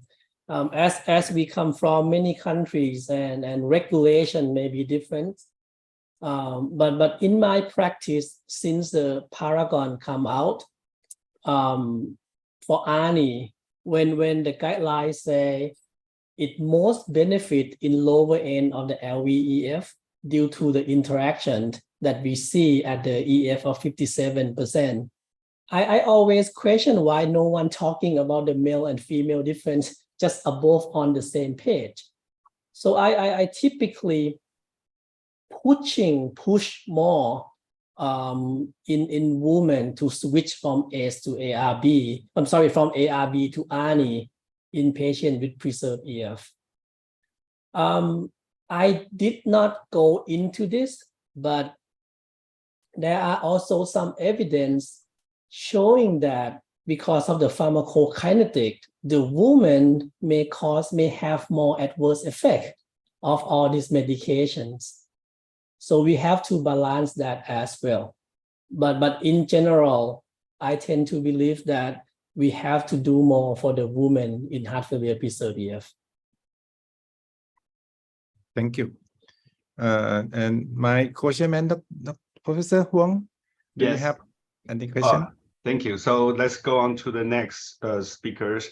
Let me introduce the Farooq from Pakistan and the Professor of Cardiology and Interventional Cardiologist, National Institute of Cardiovascular Disease, Karachi, Pakistan. And today the talk is about MRA, also medicine in acute and chronic heart failure with all EF spectrum, how far evidence goes. So Farooq, please. Thank you very much for providing me this opportunity. Now, can you allow me to share my slides?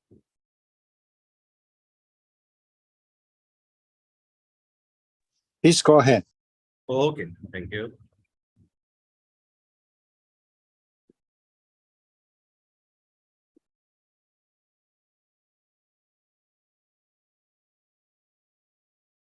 Sorry for a slight delay.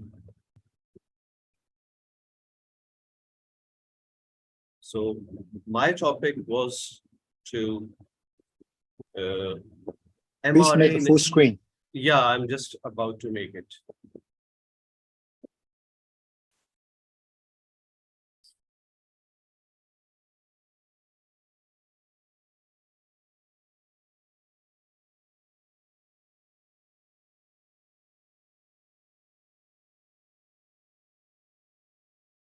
So MRA in acute and chronic heart failure with EF spectrum, how far the evidence goes.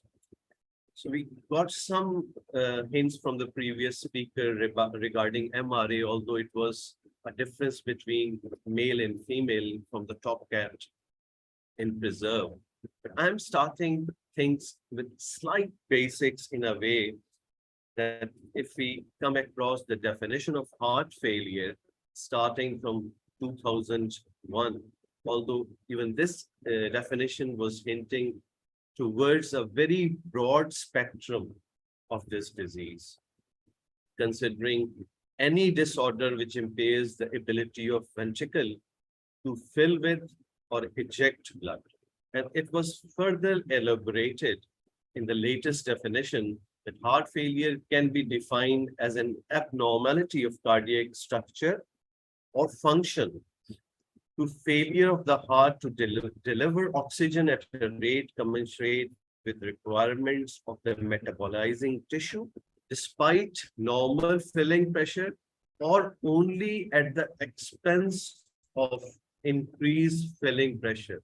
Now that has extended the heart failure spectrum to, if we consider both HFpEF, HFrEF or marginally reduced EF and the various classification of heart failure, almost everything is incorporated one way or the other in heart failure if we consider from stage A to stage D as a heart failure, because if you look on to the different categories like stage A, patient at risk of heart failure, meaning by that even hypertension or any risk factor which is really tilting you or pushing you towards any structural abnormality, even slight LVH, you are entering into the arena of heart failure. So starting from there, then stage B, even without symptoms, once you're starting having noticed those structural changes in myocardium or in terms of either systolic or diastolic, whatever, you are entering far ahead from stage A to stage B. And then with symptomatic heart failure, you're in stage D. And lastly, you are in stage D with marked heart failure symptom or resistance kind of situation.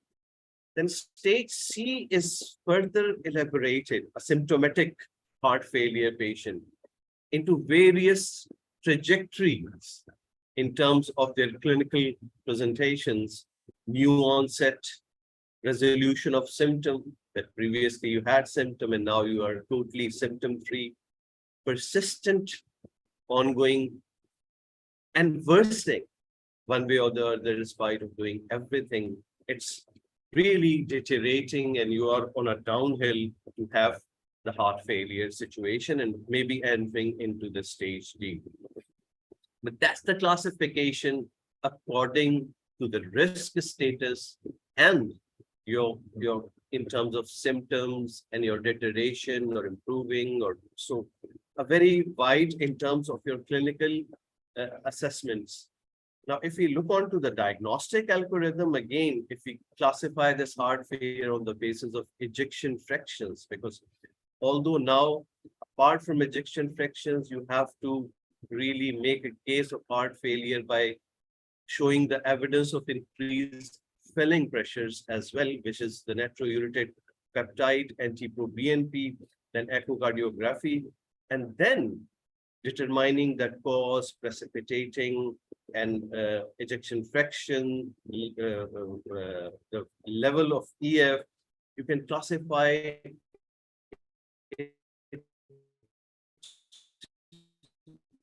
into HFrEF, marginally reduced EF, and HFpEF, where your ejection fraction is greater than 50%.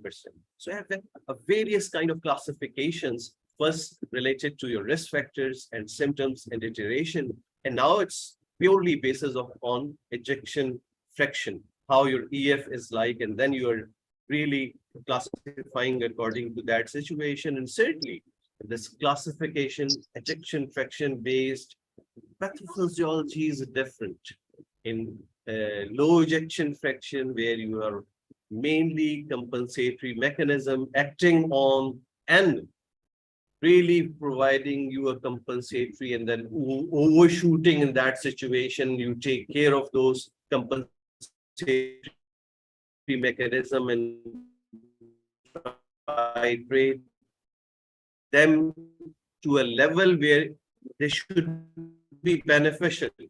And we look into it, how different HFpEF and marginally reduced EF is a stage where you don't have clear-cut, you can say, an instability in a way that you are not purely avert in a stage of avert symptom or deterioration, which affect that risk status stage in terms of your LV compliance, vascular thickness or vascular compliance. They do help you in that situation, not those drugs which are purely taking care of that mechanisms which are acting in HFrEF, the compensatory mechanisms. Now, the stage C, as if we combine the stage C, a symptomatic stage, and the ejection fraction, then we have this HFpEF. Even patients with ejection fraction which is greater than 50%, they can be symptomatic. Stage C, as we discussed, stage C and D is stage where you have symptoms and worsening heart failure. So if we combine that clinical classification with ejection fraction, we can have both HFpEF also symptomatic. HFrEF usually are symptomatic, and sometimes they get really stabilized with your medical treatment, but they previously had symptoms. But HFpEF, they do have symptoms and continue to have symptoms because most of the time they are underdiagnosed and there's no appropriate treatment as such available for HFpEF. And there is now new kid in the block as well, which is HFmrEF, a situation where heart rate, ejection fraction deteriorated, previously less than 40%, and now it's improved. So this is another situation where a stunning myocardium or peripartum cardiomyopathy or stages where your heart deteriorated and then improve later on. So in conclusion, comprehensively, we see that every cardiac condition, one way or the other, which is going towards heart failure, is at one stage, maybe any of the heart failure, may be in any of the classification of heart failure, either stage A as a risk factor of heart failure, or according to ejection fraction, or looking at the filling pressure by NT-proBNP. So you may find a very vast majority of patients in this spectrum of heart failure according to the newer definitions and classifications. So that means we have to face a very big challenge in future with that kind of situation where your patient can have HFpEF, HFrEF, HFmrEF, or marginally reduced EF, considering them at risk factor with minimal symptoms or any symptoms in the past, ongoing symptoms, and worsening heart failure. Pathophysiology has already discussed that various hormonal mechanism we have to affect to take care of the situation. And when we say about MRAs, they are somewhere in the RAS blockers. But although nowadays we have 4 major pillars of treatment for HFrEF that I'll discuss in a moment when I'm coming to the guidelines. But when we say MRAs, they are very much there in heart failure, reduced ejection fraction, as a RAS blocker, as aldosterone antagonist.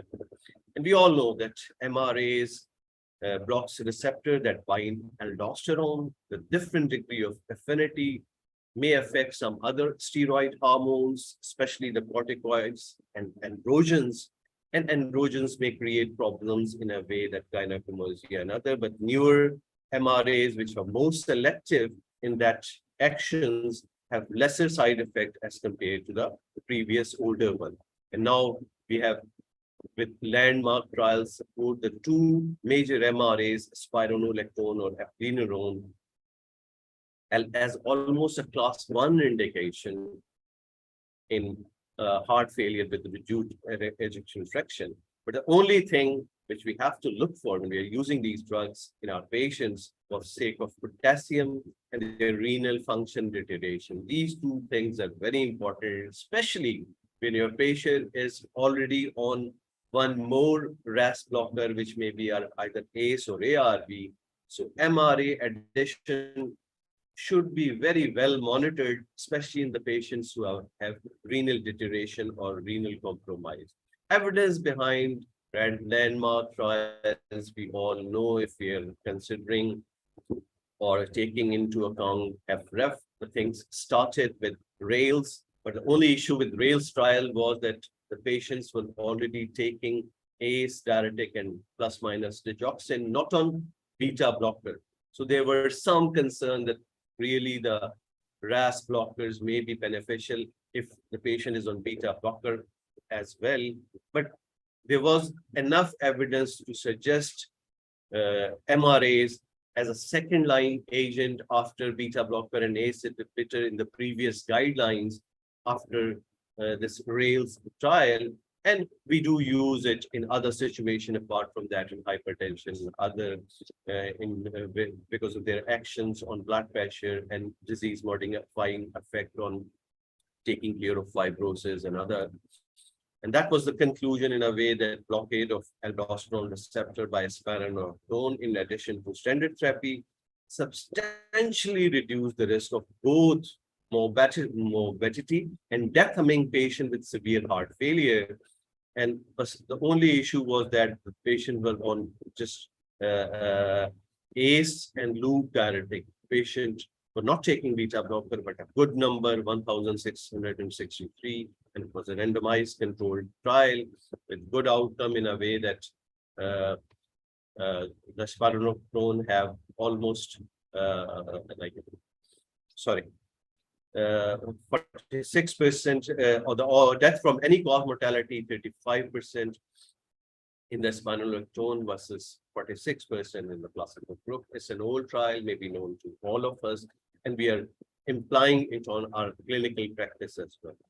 Then came some newer trials with different categories of heart failure patient that we discussed. We have a very large spectrum of heart failure patient. And this was ephesus, which was a post-MI patients with LV dysfunction, a patient categorized to either receiving placebo and eplerenone, a very good number in terms of 3,319 on placebo and 3,313 on eplerenone. And this again have shown clear the result summaries. The treatment eplerenone was safe, well tolerated, and resulted in no excess. So it's more selective. So having less anti-androgenic side effects, an increased incidence of hyperkalemia, 5.5% eplerenone versus 3. So that's the only thing which is very important when we are using MRAs for HFrEF, and especially for those who have additional comorbidities, and that is CKD. So it's very important to take care of that. Decrease incidence of hypokalemia, certainly once you take care, you use potassium retaining drug, you may have less incidence of hypokalemia. And one life saved per every 50 patient, one episode of cardiovascular. So it was seen.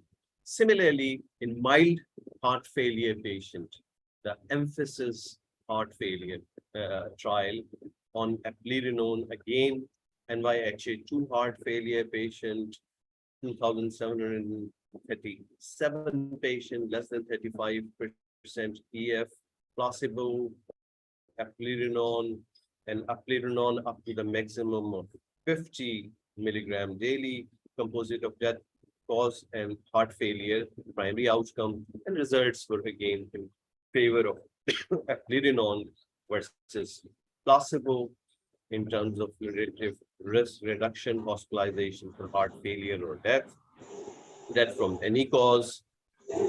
Then the secondary endpoints, also hospitalization for any reason, hospitalization for heart failure, both reduced with eplerenone, and even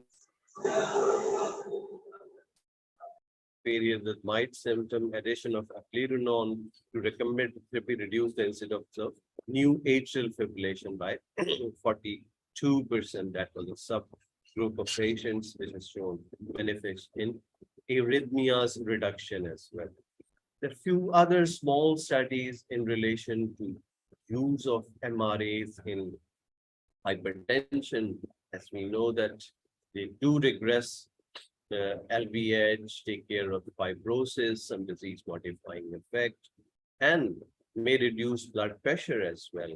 So comparison to enalapril, they again have shown the Fourier left ventricular hypertrophy study primary endpoints. They were also in terms of positive towards MRA use, selective rotor versus calcium antagonist amlodipine. So if we just summarize the landmark trials on HFrEF using MRAs, so they all have shown persistent benefit in various categories of heart failure patients. So, and that's the reason nowadays we have MRA as one of the 4 pillars of heart failure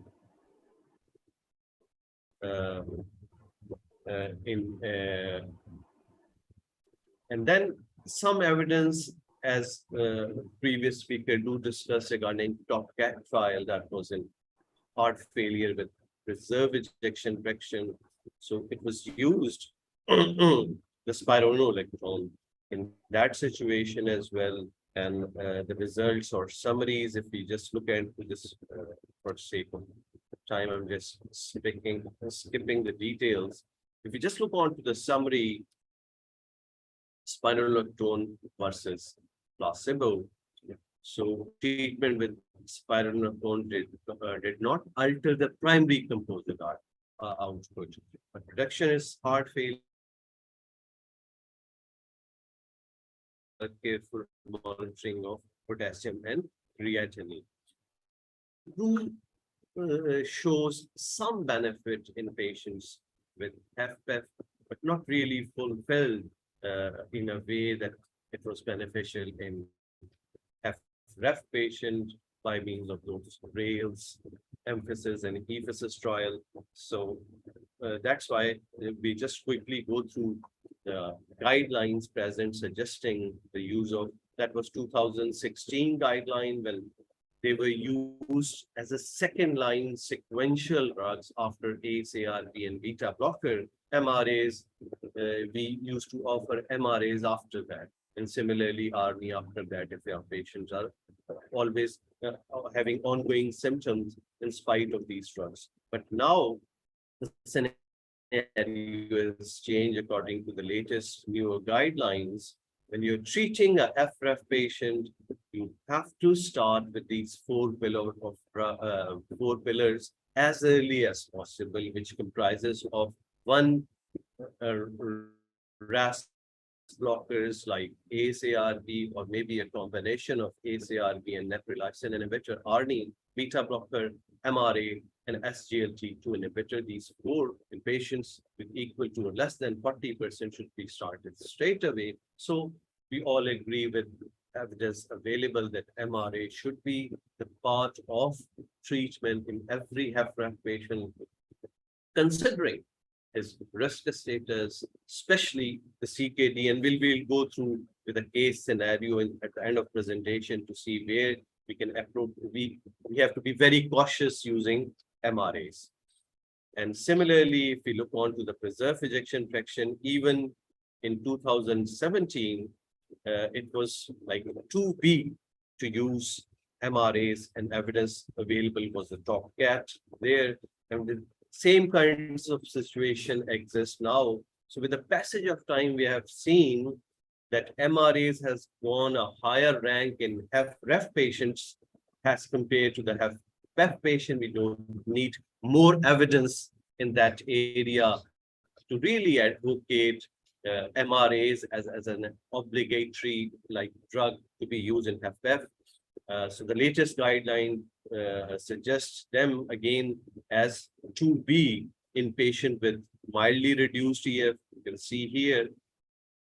And in this situation, it's really amazing to see that a new kid which has taken lead of these ACE-ARBs, MRAs, and even beta blocker, which is SGLT2 as a 2A in mildly reduced EF, and also in HFpEF, heart failure with reserve ejection fraction. Again, the situation is almost the same, that we have MRA again as a 2B because we have limited evidence to suggest, and again SGLT2 is there.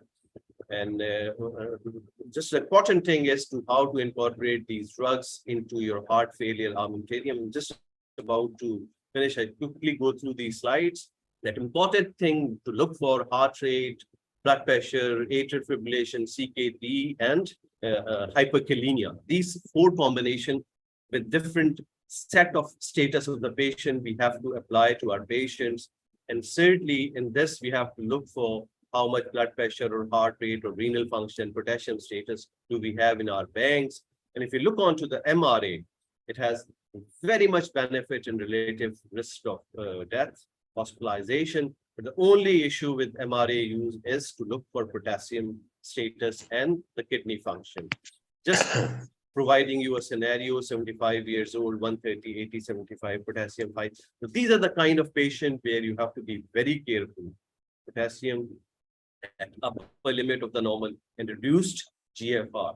Just for sake of time, I'm skipping these quickly. So these issues we have to look for when we are advocating MRAs as our treatment for heart failure.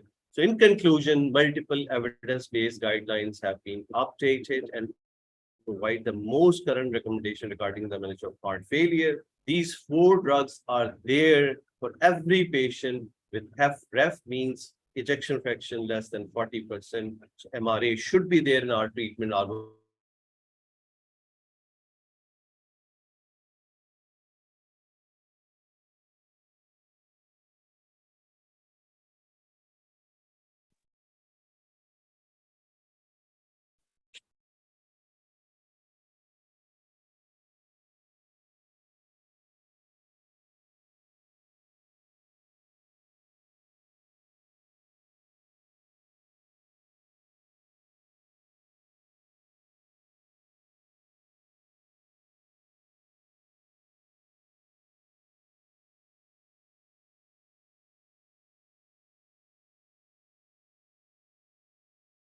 Professor Farak, can you hear us?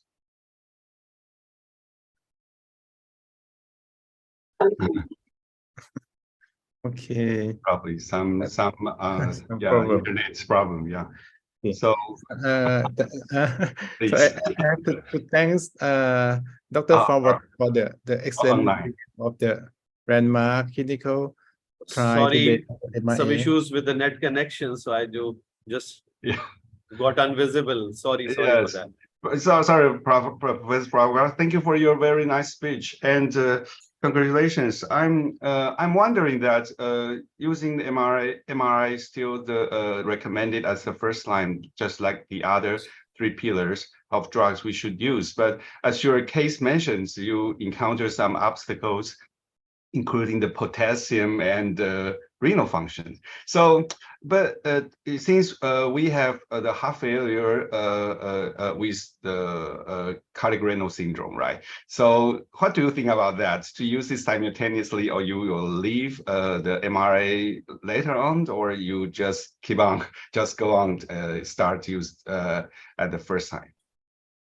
Thanks. I think it's all, it's very much depend on your patient's prime status right from the beginning. As I show you a slide where you have different things in your bank, in a way, heart rate, blood pressure, renal status, and even whether it's rhythm and other. So in that situation, you really opt for different drug according. So every patient is different in a way according to the combination of those comorbidities. So once you have a patient who's having normal renal function, because starting both of them together, RAS blockers, ACE-ARB and MRA, is an uphill task in patients, especially who already have a renal compromised status. So that's the only worry. But if you can monitor your patient very closely, unfortunately, we have subsequent follow-up and monitoring system not that very well, like electronic records and all that. So we have to be very careful in those. So our threshold is very low with renal compromised patients to start the MRA straight away. After seeing how they are behaving on ACE and ARBs, and they are maintaining a potassium around like less than 4.5, then we take this liberty. Or you can use it in combination with furosemide. That give you a bit of leverage in a way that sometimes you may need diuretics to offload your patient. And that may balance your use of MRA with that. But it's an obligatory part because it has a lot of benefit in that sense. You told cardiorenal syndrome is a major, you can say, a rhythm, an element in progression of heart failure. Yes, thank you, Faros. Thank you for your suggestions. I think the MRA will gain more evidence later on because I think some trials like phenylalanine is going on, and we hope we have more a selective result in the future. Thank you. And Kasen, please. Okay, let's move to the next speaker, Dr. Nobuhiko Ueda from Japan. He's from the National Cerebral and Cardiovascular Center Hospital. Physician Division of Arrhythmia Cardiovascular Department, Osaka, Japan.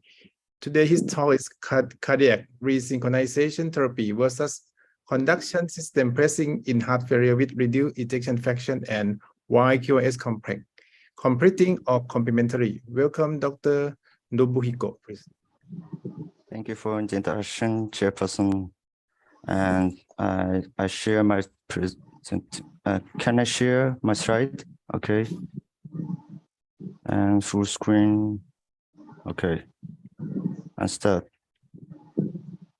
Thank you, Chairperson, and valuable opportunity for my presentation. I'm Nobuhiko Ueda from National Cerebral and Back Cardiac Access Center in Japan. I talked about cardiac resynchronization therapy versus conduction system pacing for HFrEF and white QRS complex.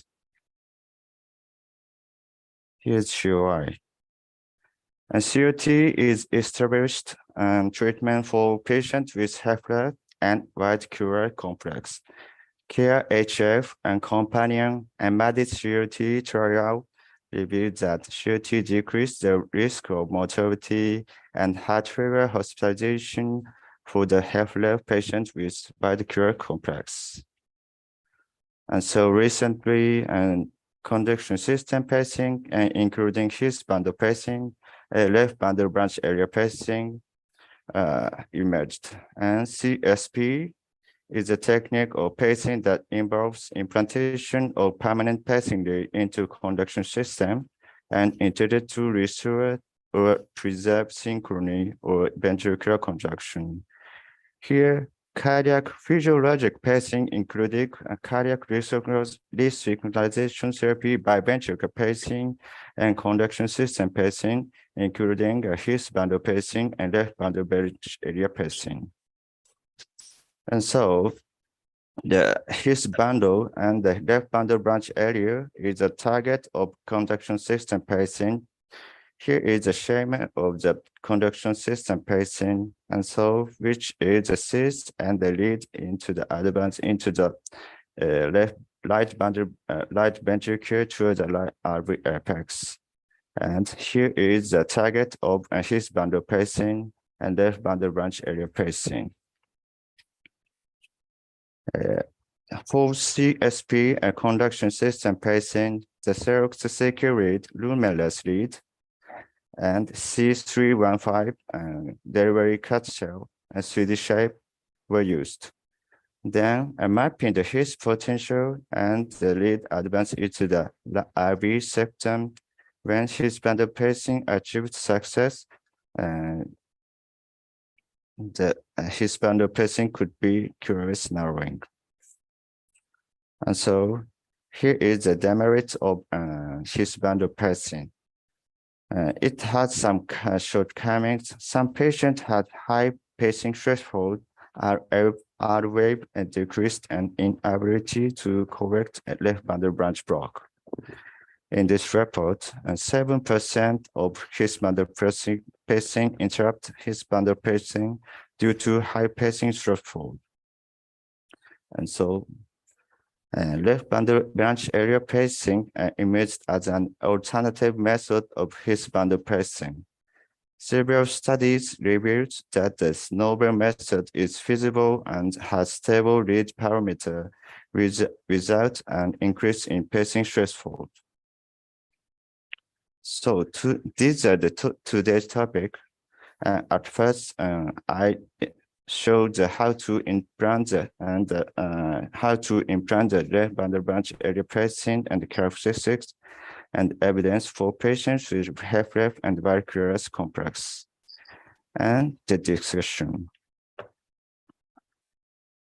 To start left bundle branch area pacing, at first you should dissect his bundle potential, then place the cut cell, advance to the 1 to 1.5 centimeter distance from the fifth bundle, and paste W shape in V1 lead before fixation and screw the lead approximately 6 to 8 millimeter deep. Then notched lead V1 this potential advance from QRS and to from here. And so with increasing output from 6 volts and to 8 volts, the tail-pace morphology changed right bundle branch block to stimulus QRS to light activation time and shortened from 107 milliseconds to 72 milliseconds. And then cis angiography and impedance monitoring are mandatory to avoid perforation, RV-septum. And so selective left bundle branch and placing deeper site, shorter and constant stimulus to left bundle activation time, LVAT, were constant and high and low output. Compared to standard fashion left bundle branch area pacing, simplified 9 partition method was reported. Area view and image of right ventricle was divided into 9 sections and 3x3 section, and C3515 his cut sheets were located at the near the bottom of the lower zone. This is the target of the LVB area pacing 4, 5, and 7 edge. This area is the target of the LVB area pacing. This is a schematic of mechanism of restoration of left bundle branch block by LVB area pacing. This is the point of left bundle branch block and pacing from the distal side of left bundle branch block side, and so pacing from this side could capture the left bundle branch, and so restore the left bundle branch block. From meta-analysis of LVB area pacing, success rate of LVB area pacing was 81 to 100%. And so here is the several complications on conduction system pacing, such as lead discouragement and signal transfer for light and lead revision. And this is the most complication, septal perforation, acute and delayed septal perforation. From this report, occurrence of is 7 to 5.5%. Since the septal perforation could cause a thromboembolism, it is important to diagnose and prevent perforation. As for signs of septal perforation, advancement into LV cavity by fluorography, a sudden increase in pacing shortfall, and sudden decrease in lead impedance. From now, I'll introduce the evidence of left bundle branch area pacing for patients with HFrEF and quadruple complex. This was a comparison of a left bundle branch area pacing versus standard biventricular pacing for CRT candidates. And this study presented a heart rhythm late-breaking session. This was a sparse center retrospective study and including the CRT indication patients, left ventricular ejection fraction less than 33% and wide QRS. Primary endpoint was composite endpoint of distal heart failure hospitalization. This study included 1,778 patients biventricular pacing and 900 and LVB area pacing 700. And so the left ventricular area pacing associated a greater reduction of QRS duration and improvement in NYHA class, and left ventricular ejection fraction was improvement higher, and the echographic response and hyperresponse is higher in left bundle branch area pacing compared to standard biventricular pacing. And so, though there were no significant differences between the two groups about the all-cause mortality, left bundle branch area pacing improved the clinical outcome, the heart failure hospitalization compared to biventricular pacing. And so LBB area pacing improved the clinical outcomes when compared to biventricular pacing in patients with CLT candidates. And so this is another study of LBB area pacing initial strategy for CLT candidates. This study at first, LBB area pacing was intended, and disagreement of LBB area pacing standard CLT was implemented. This study was also presented in heart rhythm late-breaking session. This was a multi-center retrospective study, and patients with left ventricular ejection fraction less than 35%, LBB or left ventricular ejection fraction less than 40%, or RB pacing more than 40%. Primary endpoint was composite outcome of all-cause mortality and heart failure hospitalization. This study included 377 patients. LBB area pacing was 100 and biventricular pacing 200.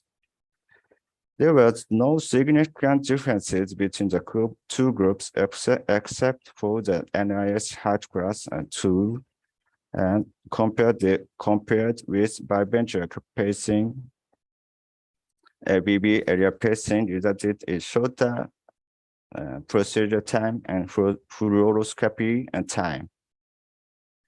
This was the result. Patients who received LBB area pacing had a significantly higher rate of post-procedural functional improvement in at-risk NYHA1 class, and shorter pace cure duration and improvement in LVEF and change in LVEF was higher in LBB area pacing compared to standard biventricular pacing. The primary efficacy outcome occurred in 24% in LBB area pacing compared to the 42% in standard biventricular pacing, driven by a reduction in heart failure hospitalization, and though there were no significant differences about the all-cause mortality. And so LBB area pacing as an initial strategy, CLT strategy, resulted in a lower risk of heart failure-related hospitalization compared to biventricular pacing. This is the only study for LBB area pacing and our randomized control trial for CLT candidate. Primary endpoint was left ventricular ejection fraction improvement. This study included 73 CLT candidate patients, and finally, 40 patients were enrolled, and one by one, LBB area pacing and standard biventricular pacing were divided. And so LBB area pacing resulted in greater improvement in left ventricular ejection fraction and changes to left ventricular ejection fraction after a CLT implantation by intention tutorial and per protocol analysis. And so LBB area pacing also appeared to greater reduction in left ventricular systolic volume and NT-proBNP, and compared to change in QRS duration and rate of CLT response were compared to biventricular pacing. So LBB area pacing demonstrated a greater left ventricular ejection and biventricular CLT pacing. Here is evidence for left ventricular branch block, but how about the non-LBB patient and LBB area pacing for CLT? This was the study LBB area pacing for LBB and non-LBB patient. Multi-center retrospective study included the patient with version 50%. Primary endpoint was clinical echocardiographic response. LBB area pacing at 1 volt demonstrated a non-selective pacing and 2 selective pacing. And so this is a no significant difference at the QRS morphology and base QRS duration. And so overall, QRS duration decreased during the LBB pacing, but the patients with a more dramatic QRS narrowing and the LBB patient. And the reduction in QRS duration in patients with non-LBB was less than that observed in patients with LBB. In addition, response rate was greater among patients with LBB and compared with those with non-LBB. Non-LBB patient was associated with a lower likelihood of echocardiographic response. And this was a study for the patient with right bundle branch block and the LBB area pacing. And this study outcome was heart failure, hospitalization, and critical outcome, and echocardiographic response. LBB area pacing success rate was 88% as high. Mean capture for threshold at implantation was low and remained stable during the follow-up. Our amplitudes at implantation and follow-up were acceptable. A significant attenuation of V1D from here to here were observed and achieved in 80 patients and 64%. Echocardiographic response was noted in 61%. Overall, LBEF improved significantly from baseline at follow-up. So summary of LBB area pacing evidence for HFrEF patient and QRS. Retrospective study revealed that LBB area pacing resulted in the lower risk of heart failure hospitalization compared to biventricular pacing. Small RCT showed that evidence for LBB area pacing. However, non-LBB patients was associated with lower likelihood is a feasible alternative to diversity in right bundle branch. And so, the HRS and ABHRS and LHRS guideline. Class 2 recommendation for was divided and CS pacing for the left ventricular ejection fraction 34% and LBB patient and QRS more than 150 milliseconds. And this is the important point. CRT cannot be achieved. Class 2 recommendation for CS pacing. And this is the same recommendation of CRT candidate. Class 2B recommendation for this patient. Left ventricular ejection fraction 36 and 36 to 50%, and left ventricular ejection fraction less than 35%, and non-LBB. Here is the system on CS pacing for CRTD is not approved. This means the pacing and defibrillator required separately. There is no insurance reimbursement for CS pacing. Only in US, only FDA approved the cardiac lead for CS pacing. However, in Asia, there is no insurance reimbursement. And CSP is less effective for the patient with IVCD. And so now, in this point, LBB area pacing is a complementary tool for HFrEF is right QRS complex for the time being. And so lot GLT could be an alternative, especially for when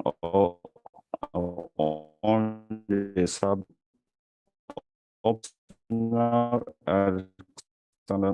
resynchronization and biventricular pacing obtained. And so almost with current tool, the implantation remains complex and time consuming. This is a challenging case for this study. And here is the last slide. Take-home-message and left bundle branch area piercing is feasible and resulted in a lower risk of heart failure hospitalization compared to biventricular piercing and heart failure, ejection fraction, and vascular rise. Since LBB area piercing area for improvement, LBB area piercing is a complementary tool and up to class 2 indication for the time being. Further investigation and development for the system of CRTD are needed. Thank you for attention. Okay, thank you very much for your excellent talk about the CSP in the heart failure with QRS complex, especially in the left bundle branch pattern. The result is so impressive. And do you think it will be replace the CRT in the future if no problem for the reimbursement? Maybe in the future, CSP is a reimbursement okay for all of it. But there is an issue to be tackled, that is the lower rate of complication and higher success rate, and randomized control trial rate it's needed for achieve the insurance reimbursement for CSP. I think. Can I ask a question? I'm from Pakistan, chairman of the Pakistan Heart Failure Council. Yes, please. Yes, please. My question is, it was an excellent presentation where he made a comparison between the left bundle branch block area pacing and the CRT. What is the difference that you will have in patients between ischemic cardiomyopathy and non-ischemic cardiomyopathy when you are using the left bundle branch area pacing method in these patients? And are there any absolute contraindications to the left bundle branch area pacing? Oh, thank you for your question. And the large-scale study is conducted in mainly in the patient non-ischemic cardiomyopathy, and there were lower evidence for the patient with ischemic cardiomyopathy. And so here is a CSP is very effective for the non-ischemic cardiomyopathy. However, there is a slightly little evidence for the ischemic cardiomyopathy. However, the patient with a left bundle branch block patient could be effective for CSP. There are no differences between the underlying cardiomyopathy. But there is a little evidence for ischemic cardiomyopathy. That is a very important point is a QRS morphology, and so left bundle branch block or the RV pacing is effective for the CS pacing, and that is an important QRS morphology, I think. Any contraindications? No, there were no contraindication between the two underlying cardiomyopathy. Do you mean? For left bundle branch block area pacing, any contraindications? Oh, that is a contraindication for the patient. There is no contraindication, but several complications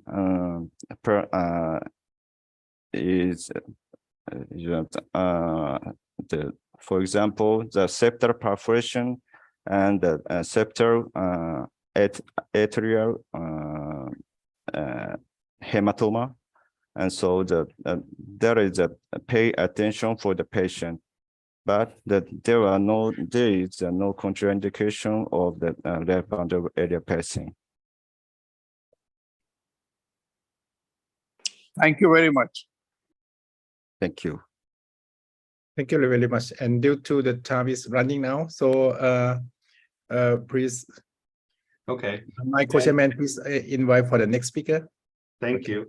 And the next speaker will be Ahmed Buffalo from Case Western University, Ohio, US.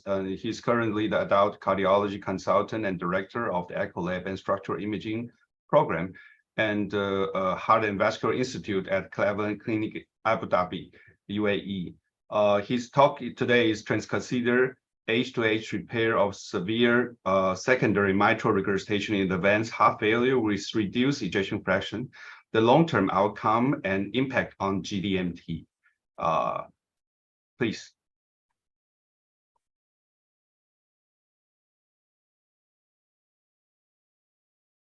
Okay, so good morning, everyone. I'd like to thank the ABSC team for inviting me for this talk. So I've been assigned a very good and revolutionary talk about mitral tricuspid valve regurgitation and heart failure and when to intervene. It's about percutaneous intervention. So my name is Ahmed Bafadel. I'm a multimodality cardiac imaging consultant. Actually, I run the Echo Lab and the Structural Imaging Program at Cleveland Clinic, Abu Dhabi in UAE. So I have no disclosure for this talk. My objective for this session is to recognize significant MR and TR in heart failure patient. So the theme of the talk will be about recognizing, planning, treating, and the evidence behind what we do in the setting of mitral and tricuspid valve regurgitation with those poor patient of heart failure. Please go on to the full screen. On cases, so we can understand the treatment. So to understand the case, the treatment, and the evidence behind the therapy that will delivering for those patients of heart failure. So the first case, we're going to start with functional MR. So we're going to go through each case at a time. So here to mention that functional MR, it's a huge disease. So the global incidence of functional MR is more than 2.5 million. And we can see on the graph on the right side that the functional MR is way more than the degenerative MR in the global assessment based on a lot of registry. And we can see this is a good target for company to look for in terms of innovative therapies. So those MRs, if they left untreated, so almost half of the patient, they won't be around at the time of 3 years. So the survival is very poor for this disease. So we need to focus on how we can deal with this deadly disease to help our patients. So now we'll move to for our first case, the functional MR. So we have a 71-year-old lady. She comes every time with the recurrent heart failures to hospital admissions over the last 4 years. She is very symptomatic, class 3 NYHA, and despite she has a good and guideline-directed medical therapy. She's diabetic, hypertensive, she has AFib, kidney disease, and she's an old, frail lady. Her echo showed 40% ejection fraction with severe MR, functional MR with apical tethering to a dilated left ventricle. We did a left heart cath for her, which did not show any obstructive coronary artery disease. So we have a severe recurrent heart failure admissions in an old lady that she's frail to have a surgery. So now we're going to show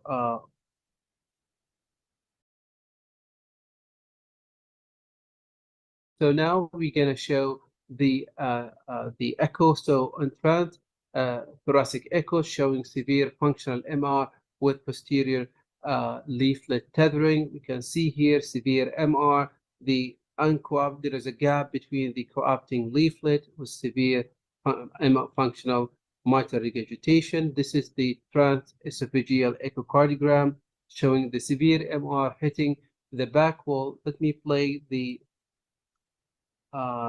laser pointer so we can follow here.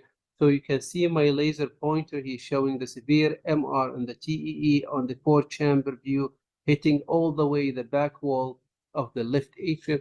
This is the 3D of the mitral valve emphase. We can see there is a gap of non-coapting two leaflet because they are tethered to the severely dilated LV. So here in those cases, what we do next, this patient comes multiple times with heart failure,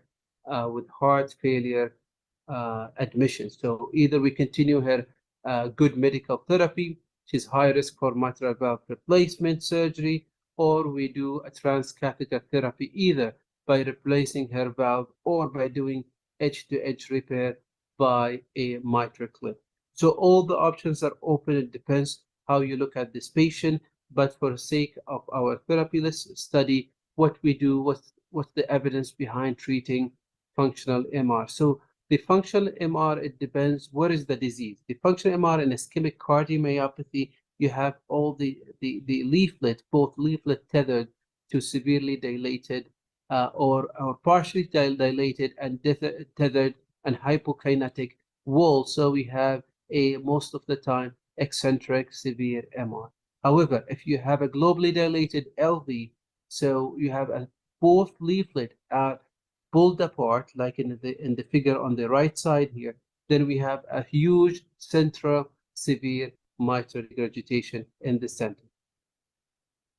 So this is when the patient goes to this vicious cycle of secondary MR. They start by having an incident to the LV, either ischemic cardiomyopathy or dilated, then the LV become more dilated, then the mitral leaflet become more tethered, and they entered this cycle of having more volume to the LV, more volume to the LA, and they become the annulus of the mitral valve become more tethered and dilated. So our aim is to improve prognosis. As we spoken earlier, that to have this severe MR in 50% or 55% of those patients with severe MR, they won't have good survival in 3 years. So we need to catch them earlier at this stage of this slide, which is before they become severely dilated LV. So what we know about edge-to-edge repair, this is one of the landmark trials in the field of structural mitral repair. So it's called co-op trial. This trial was conducted in the US about 4 or 5 years ago. It's a parallel open label multi-center study. They included 614 patients with heart failure with moderately severe or severe mitral regurgitation. So they divided the patient to 1-to-1 randomized to mitral clip blood optimal medical therapy for 300 patients, and they did on the other arm on the right side here for medical therapy. So I included this slide. I know it's a busy slide, but to show that this applies to most of our patients here. So they included ischemic and non-ischemic cardiomyopathy. They have the EF for them for 20 to 50%, severe, moderately severe, or severe MR, assessed by an independent core lab for echo. So those patients, they are symptomatic at 2 to 4 class of NYHA symptoms class, and also they have at least one heart failure hospitalization within the last 1 year based on this study. And also they included those patients with high risk patient for surgery, so they're either non-appropriate or they have prohibitive risk for surgery. The co-op trial showed a very interesting finding that death or hospital or heart failure hospitalization or both of them have improved very well in the arm of mitral clip and goal-directed medical therapy. And what's actually more interesting, that even the number needed to treat was 4.5.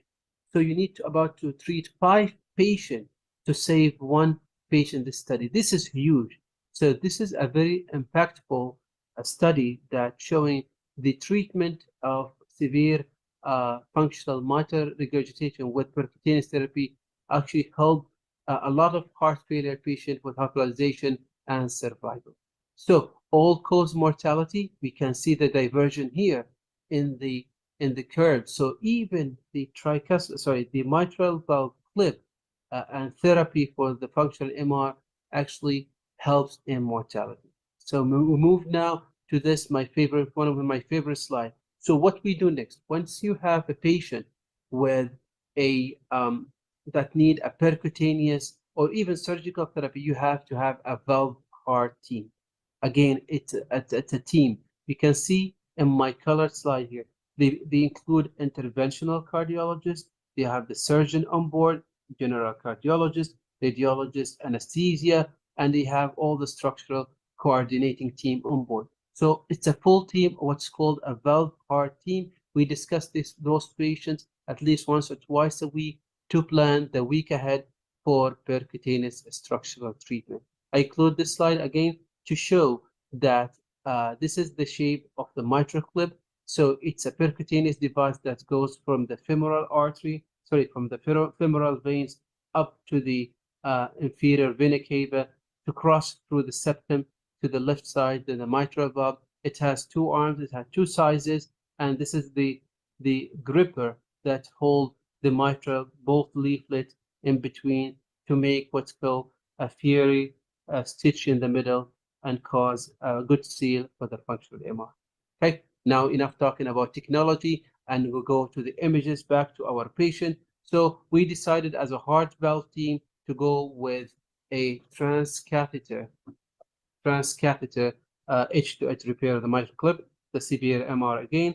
Then we place two clips in the middle here to seal the MR. See how is the result after is trivial to mild MR from what we start with, like 4+ severe and torrential MR. This is a great result. So we have improved the forward flow for this patient because all the backflow from the MR now goes forward through the aortic valve. Here in radiology, in fluoroscopy and intervention, you can see how it looks like when we put the valve. So here to mention that you can see the TE probe on the left side, that the interventional is fully guided by the TE images. They cannot see anything. Where is the valve here? Where is the aortic valve? It's fully guided by the images that we saw before. And we can see the end result, the mean gradient is 4. So that's great. We achieve a very good result and good benefit for this patient for the functional MR. Okay. So now we have more challenging case, that acute MR with cardiogenic shock. This is different than the first patient that comes to the clinic with relapsing and admitting with heart failure to the ward. This is what we talk about, cardiogenic patient in ICU. Now we have more challenging case. Case number 2, acute MR with cardiogenic shock. We have a 26-year-old young guy presented to outside hospital with acute heart failure with decompensation after a chest infection. So he has no past medical history. Previously, he was a healthy guy. So he has history of his mother died in her 40s with unclear cardiac cause. On his presentation, he was having volume overload, bilateral pleural effusions, hepatic dysfunction, renal dysfunction, and we can notice here he started to have organ dysfunction because his forward flow is low from severe cardiac dysfunction. He was managed from outside hospital with IV diuretics. He stayed in the ICU and came to us after 10 days in ICU, not responding to diuresis. His EF was super low, like 23%, and his LV was severely dilated with severely 4+ tethered MR. Okay, as usual, we need to check the coronary. His coronary was unremarkable. His cardiac index was 2.2, despite being on Merinone. His cardiac MRI showed he has myocarditis. So he wasn't responding very well to treatment. His course was over 2 weeks with diuresis, however, remained on inotropes, dependent on the team, and the ICU were not able to wean him. So they are stuck now with this young guy, low EF. They could not wean him from inotrope. So we check him on TE again, confirm the annular dilatation and tethered severe MR. Now we show his transthoracic MR. We can see how low is the EF. Even you can see he's almost like 20% or even 18% based on this image, that you can see the severe MR. So most of his low EF goes to more than 50% goes backwards to the LA. You can see the big pizza and you can see the severe MR. Here on trans-esophageal echo, severe MR patient, and this image is tachycardic because he needs his forward flow, so he developed tachycardia to go to help his organ, but you can see the severe MR goes back to the LA. Again, we take more images. The PISA is huge. We can see here that the MR is because of tethered leaflets. You can see the gap, the central gap between the two leaflets on the 3D images. Here, this image is from the atrial side, this one from the ventricular side. You can see there is a gap because of the tethered images. So what do you do next? So we list this patient for transplant and await availability of heart donor, or we put an LVAD, or we put continue medical therapy and supportive therapy in the ICU, or we go a mile further and put a transcatheter mitral valve repair. It's a difficult case, a challenging case. So we're gonna see what we did and what's the evidence behind that. Okay, so luckily we have a data for those sick patients from a Mitra Bridge international study. This study was conducted in multinational center in Europe and US for advanced end-stage heart failure patients with severe functional MR, and they are actually those patients that are potential candidates for heart transplant, and they're treated with MitraClip. It's called bridge strategy. Again, they're sick, they're candidate for transplant, but the wait for transplant it takes time, so we use the clip as bridge strategy. This study was conducted in June 2018. It's a retrospective, case-by-case, multi-center registry. Again, you cannot study, or it's difficult to study, sick patient ICU, but this is a multi-center registry. It was conducted in 14 centers in Europe and Canada, Italy, 8 centers, Spain, 2 centers, and you can see the countries here. Okay, so what Mitra Bridge study tells us, 119 patients with advanced heart failure, was considered for transplant. So here is listed for transplant, bridge to therapy or destination, bridge to another stability. So those patients, they're waiting pulmonary they're waiting for destination, including patient with severe pulmonary hypertension, hemodynamic instability, social and behavioral reason, and there is other reason they're not fit to have transplant. But you can see here the division and this study. Okay, so what we did, or what they did actually, no patient died. First of all, this study, this is the first message. All those sick patients in the ICU, they were treated with MitraClip procedure, so it's a safe procedure despite on sick patient. The successful rate is 85%, and the definition of successful is to have a less than mild or less mitral regurgitation. But we know those sick patients, we might not achieve mild, but at least if they have better forward flow, this is a real success. So we can see how many clips they put in this study, but let's look at here. Residual mitral regurgitation grade after they put the clip in those sick patients, trivial or none, was achieved actually in almost 60% in those patients. And for the mild moderate, you can see it's a very good number. The patient left with untreated or severely MR residual, MR is only 6%. This is really good result, at least to support those patients to go through their sick moments or sick time in the ICU. This is a busy slide. I just want to summarize it here. So they followed those patients for 12 months, and the survival was great. We can see here the secondary endpoint. The primary point was safety and end result of the MR. But secondary point was interesting. The cardiac mortality rate within 1 year, only 6%. Remember, those patients in the ICU, they are on pressure, some of them difficult to wean, they are transplant candidate. And after 1 year, they made it only 6% out of those 100 patients or 119 patients. And even going back to hospital with heart failure, it's in less than 1 in 5. That's really good and great results.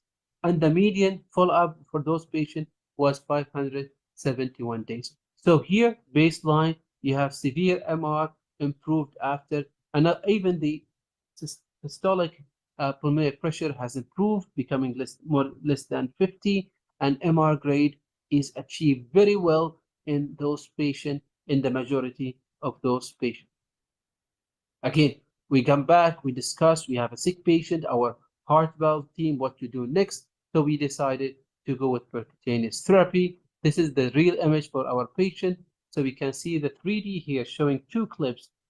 This is the mitral valve with two clips from the atrial side, and this is from the ventricular side, and this is the end result of this patient. Very mild MR end result. So this patient had better flow to his organ and better cardiac output, and we achieved a mean gradient of 3. So here to see or to show before and after the therapy with percutaneous mitral. So this again, this patient made it very well, and this is what happened. So patient clinically improved and began ambulating several days later. Very slow wind off for him was for inotrope over 7 days. 我的声音为什么没有 ？Oh, sorry. So 7 days maintained, but he was maintained transplant. This eventually the decision was to remove him from transplant list because he improved. He did very well. He was discharged home from the hospital after 2 months of a hospital stay. 1 year later, this is the surprise, he had 0 hospitalization and he returned to his work as a cook, very functional. This is a very good result for a sick patient from ICU to no hospitalization in 1 year with a full functional person. This is a very huge result. So what we learned from mitral bridge study is it's safe, and actually 2/3 of patients, they have a very good result and no event for them for 1 year. 15.5% became eligible for transplant. What does that mean is almost like 80% of those patients that came off the transplant list, nearly quarter could be removed even from heart transplant because of the clinical improvement. This is huge.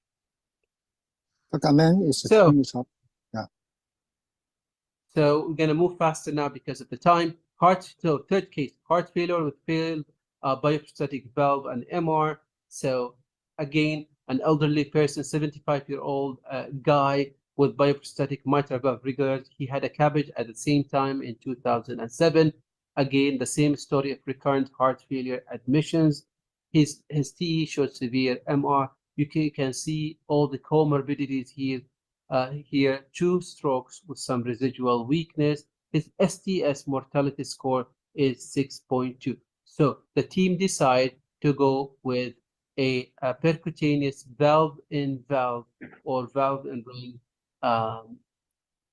implantation. So here we can go back. He has a bioprosthetic mitral valve. So it's going to be valve-in-valve. So what we do, we see the bioprosthetic valve or ring, and we choose Edwards valve to put inside the ring. This is the image, how the valve looks inside the image, or the valve inside the valve. So we meet as a team, we decide to go ahead.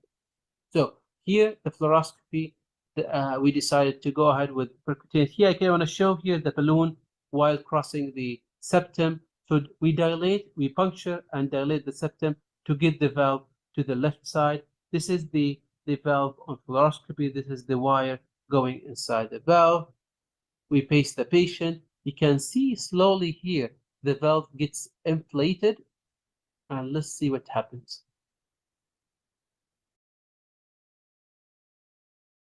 Excellent.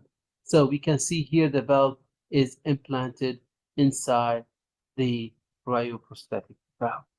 Well seated, well fully functional. You can see 0 MR. This is a very cool and great result. 0 MR, no paravalvular leak, and gradient as good as 3 millimeters of mercury. So we know it's safe to do that, to put a Sabian valve in a mitral bioprosthetic valve with great safety of less than 1% of observed complications. based on a Mayo Clinic study. Last case quickly, right-sided heart failure with severe tricuspid this time regurg. So now we're shifting gear. What happened to those sick patients with tricuspid regurg? So tricuspid regurg, usually it's a functional. 90% of TR, they are based on annual dilatation. There are 3 stages of TR. They start with mild to moderate MR, and then they progress more to moderate MR, then more dilated RV. Then we have pulmonary hypertension, and the cycle continues to have very torrential MR. So what about prognosis? The worse TR you have, the worse prognosis. Imagine if your patient has severe TR, the chance he will survive 1 year is less than 65%. So the survival is only 65% in 1 year. That's a really huge disease that can impact survival. If you put severe TR in any kind of other disease in heart, like here, you'll see the more TR you have in heart failure, in valve, in mitral regurg, in severe aortic stenosis, in AI or aortic regurgitation, just adding TR, severe and moderate TR, it's actually causing more mortality. So we need to focus now on the forgetting valve. So now quickly we're gonna move to the next. So our case is 65-year-old lady referred to our valve clinic with severe TR. She has multiple recurrent ascites and an sarca. This is the screenshot of her multiple paracentesis.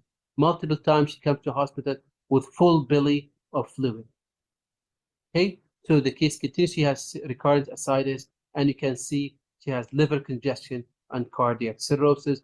This is her left side echo showing normal LV.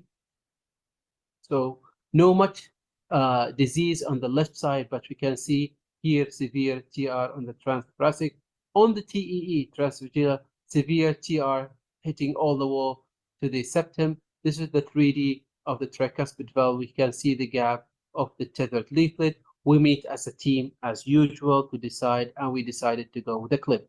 So we go now to put the clip procedure. This is the live images showing the clip that we place it between the anterior and septal leaflet. We put the first clip, and the results still not good. So usually those big TRs need more than 1 clip, so we decide to go with another clip. So here we grasp the 2 leaflets, and excellent grasping done. And then we see the super excellent result from severe TR, actually torrential TR going all the way to the IVC here to trivial TR. This is before and after 2 tricuspid clip. Dr. Aman, everybody is on the meeting room, so time is almost, yeah. I'm finishing here. This is our practice. The take-home message is that TR works in chronic MR, in acute MR, in ICU, and it's great therapy if you consider it well with a good discussion with your heart team. Thank you. I'm sorry if to take more than time. So, and I'm happy to take more questions on the live session. And thank you again for the opportunity. You will see some. Thank you. Since this is pre-recorded videos, I'm not so sure Professor Buffadale can make it online right now. Should be offline, right? Okay. So okay, Dr. Kassan, can I go directly into the closed section, or we need any further discussion? Okay, you can close the session if the doctor is not present now. Yes, thanks. And ladies and gentlemen, and it's my honor to have the closing remark here. And it's great for us to have the opportunity organized by the APSC Cloud Forum and have the Professor Lin Jun Li to coordinate and to have us a very exciting event here and to talk about the heart failure progress. And we have experts from every area or countries and together to share us the most advanced state-of-art knowledge about the heart failure. First of all, we talk about the medications, and we have Jaya doctors talking about the 4 pillars and the get with the guide procedures, and especially most exciting, we hear so many societies have their own consensus and statements, including the Malaysia and Thailand and also Taiwan. And later on, the Tianyi doctors from Taiwan, they share us about the new biomarkers, about the urine sodium detections, about the sodium, also with the fluid output to measure, to evaluate the effectiveness of the diuretics use, and especially a very important parameters for heart failure hospitalizations.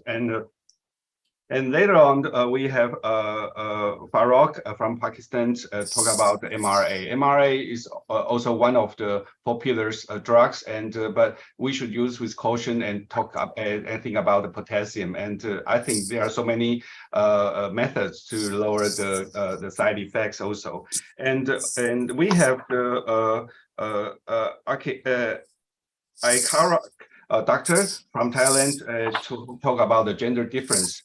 For us to judge, and mention about some pharmaceutical effect difference between male and female, and especially for MRA and ARNI. And probably we have more advanced to look upon this field.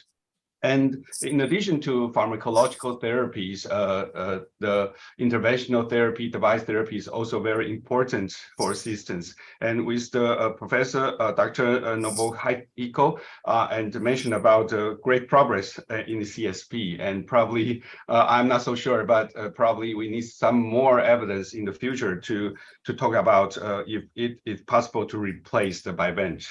And the last one, and the Buffalo doctor, and talk about the mitral, and show us so many excellent cases to recover from not only from the advanced heart failure, but also from the cardiogenic shock patients. So, okay, and this is my summary today, and thank you very much for your cooperations and your contributions for this forum, and see you next time. Yeah, thank you. Bye-bye. Thank you. Thank you all. Thank you for your contribution. Thank you. Okay, bye-bye. Yeah. Bye-bye. Bye-bye. Bye. Okay, we'll close the section.